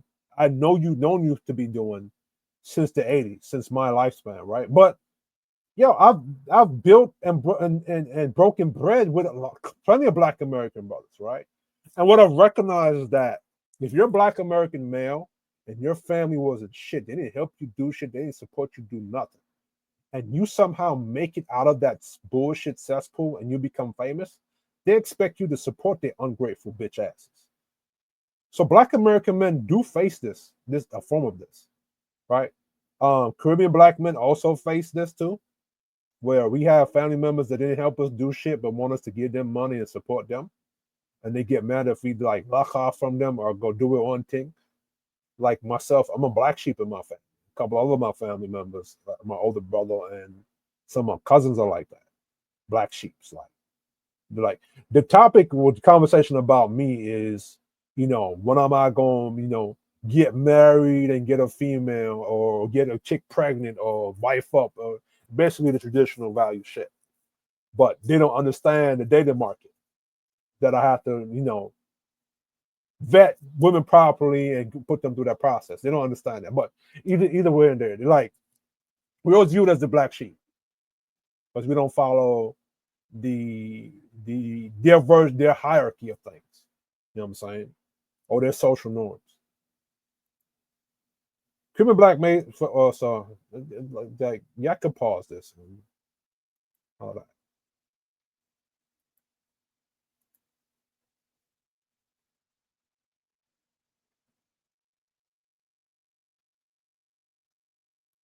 So this is the main Caribbean blacks and separation from Black American spaces in the 2000s. I remember this going down, right? This included stigma, stereotyping, and gatekeeping in social, political, and cultural spaces that marginalized Caribbean identities. Response: stronger Caribbean identity and pride. In response, Caribbean blacks began to assert their distinct identity more strongly, emphasizing cultural pride, heritage, and community solidarity. Events like Labor Day, Caribbean Day Parade in Brooklyn grew into major celebrations, showcasing Caribbean culture, music history, serving as a counter space for Caribbean identity could thrive without pressure of assimilation or erasure. So that's why Caribbean blacks did it, because we had to either assimilate into Black American culture or get erased. Which I don't know how Black Americans don't understand that. If white America's been hostile to you, and the reason why you want to segregate from them, which is funny because, like I said earlier, you had different groups of black people. You had the Black Americans that were the Nation of Islam that wanted to separate, and then you had Black Americans who wanted to integrate with white people. So it's just strange, right? If during sharecropping, during Jim Crow, white people didn't accept you, they excluded you, and they were being hostile towards you, then wouldn't Black Wall Street make common sense? And you create all Black colleges and HBCUs, that makes sense. That's what you're saying that you want the resources to be for, right? It makes sense. So why you can't understand that if you're doing this thing towards Caribbean blacks, and then now they're going to do the same thing you did when white people were being hostile and excluding you, why would you get mad at Caribbean blacks for doing that? You don't accept them as being black like you in the beginning, from the 2000s, from the 80s and the 90s. So I'm sure you would understand why they would want to separate and want to stick to themselves. You can't get mad at Somalians for doing that. So this whole past couple of years, y'all been saying, y'all been cosplaying us, y'all been imitating us. And then as soon as niggas say, okay, cool, we gonna go over here and separate. Now you get mad? And then you bully on them on top of that in the 80s and 90s. And you'll hear FBA on here come up here and say that. Well, maybe, if we didn't bully them or if we didn't mistreat them, maybe that's why. Duh, nigga.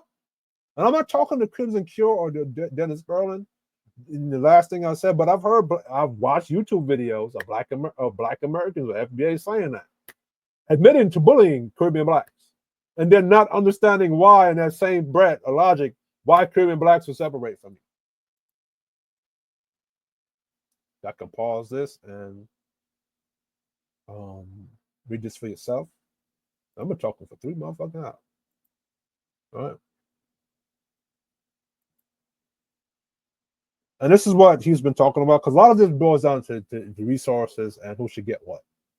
And I agree, the resources should go directly to FBA. My problem is that what happened to the Caribbean blacks from Garvey to Stokely Carmichael's that also experienced redlining? Because remember, the reason why Caribbean blacks got pushed to Brooklyn and got pushed to these places because they were redlining to those areas. They were gatekeeping out a lot of stuff in the American space. I think the reason why white people are playing this game amongst each other, amongst Caribbean blacks and FBA blacks, is they don't want to pay what they owe to both sides. You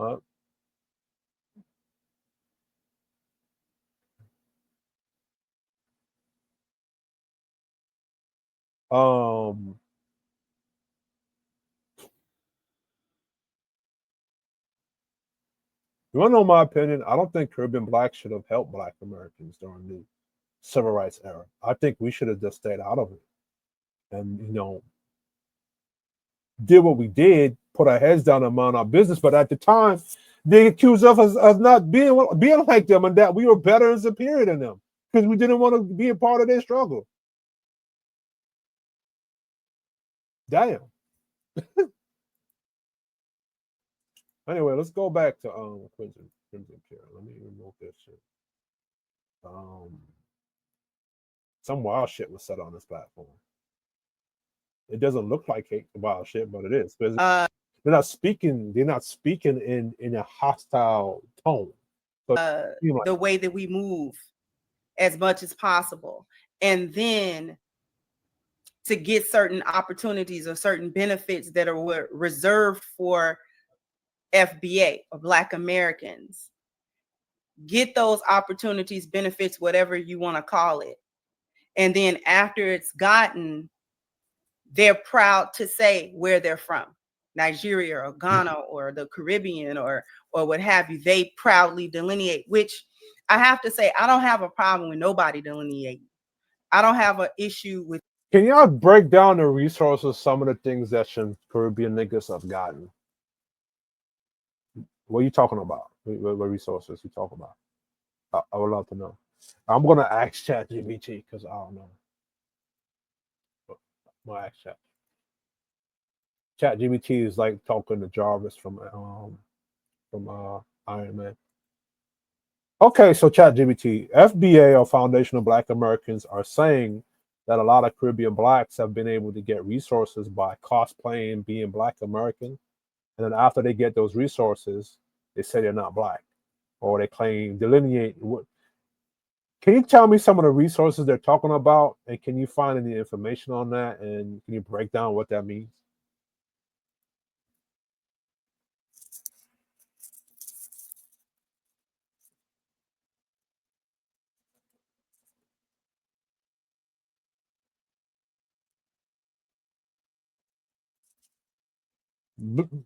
Black Americans, just be honest, say that you don't want to share resources.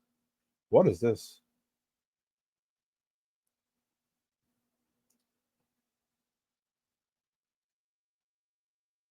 Okay, so financial compensation for the descendants of slaves. Affirmative action policies intended to address historical inequalities, which some argue should prioritize the descendants of enslaved individuals. Caribbean Blacks didn't benefit from a certain affirmative action.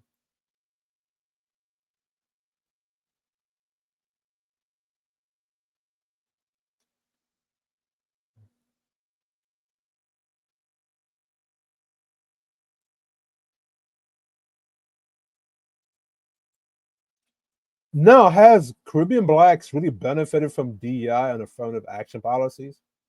Because last time I checked, a white woman get hired at a higher rate, and Black women get hired at a higher rate.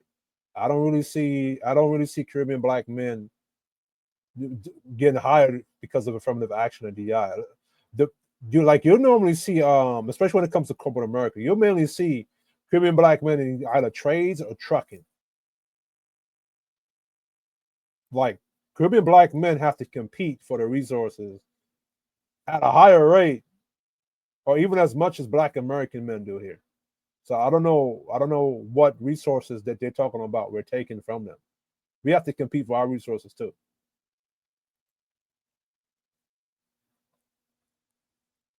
I forgot to share the fucking chat.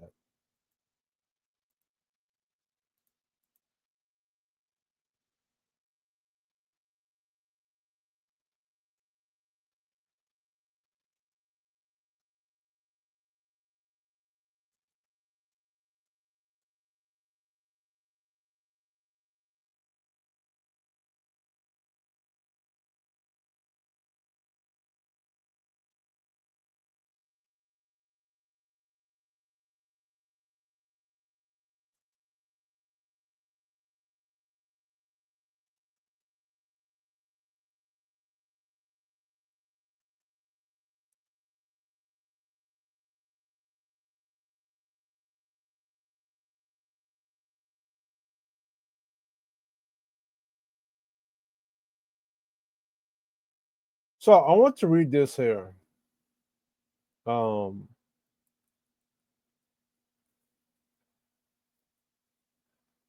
I'm trying to figure out what resources that FBA are claiming that Caribbean Blacks are cosplaying as Black Americans to get. All right. I'm trying to figure that out.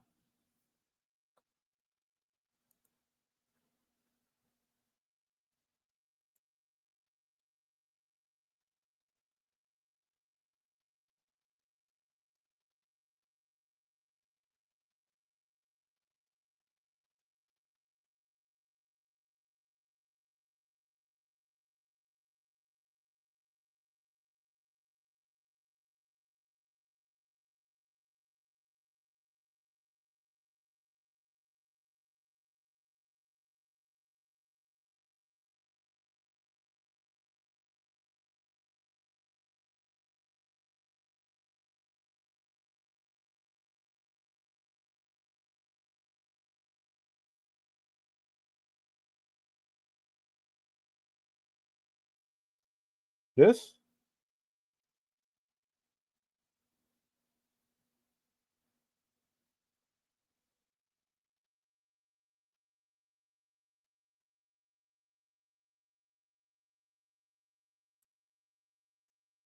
Oh shit. But you know what? I understand the argument of Black Americans, though, that affirmative action and DI politics, these things were meant to help Black Americans that were born here. But like right here, Caribbean Black men.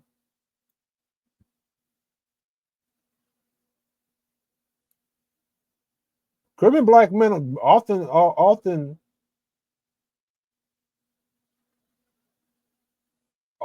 seen in like service industries, like shit, like trucking and transportation. Or if you watch like the Access to Ride people, I don't like that's taking resources from y'all. I don't know, man. Wasn't Joe Biden giving like money to like foreign groups, or was exposed by Elon Musk doing Doge? Like, I don't have time to go into that, but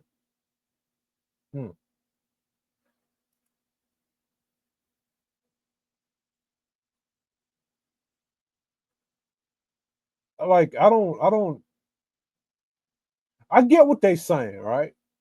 But I don't think Caribbean Black men benefited from the affirmative action. I don't think so. I know I haven't. I have had to compete for every drop of money, every bit of dollar I've earned.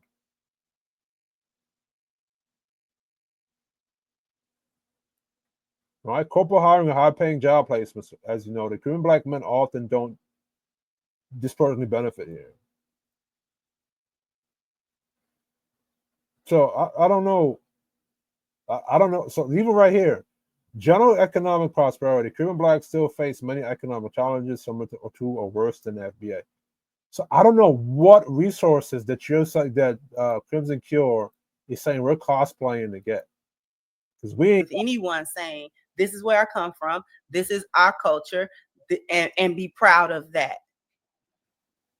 However, I'm also seeing that it's problematic to we're disrespectful everybody else. Now that we're doing the same thing, there's a lot of pushback. No, you've been doing the same thing, Crimson Cure. I pointed it out to you in this live video. I hope you see it. And I'm not gonna say everybody. I wouldn't even know whether or not I could say majority or minority. But there is pushback to us in saying you don't need to delineate because you don't really have a real culture anyways. Nobody wants to be Black. Nobody's trying to be Black with y'all because y'all are basically the bottom of the barrel. Right. Who said that? If anything, Caribbean Blacks, when they tried to integrate you with you, as I showed you, you rejected them. You alienated them. Like, I hope y'all see this video.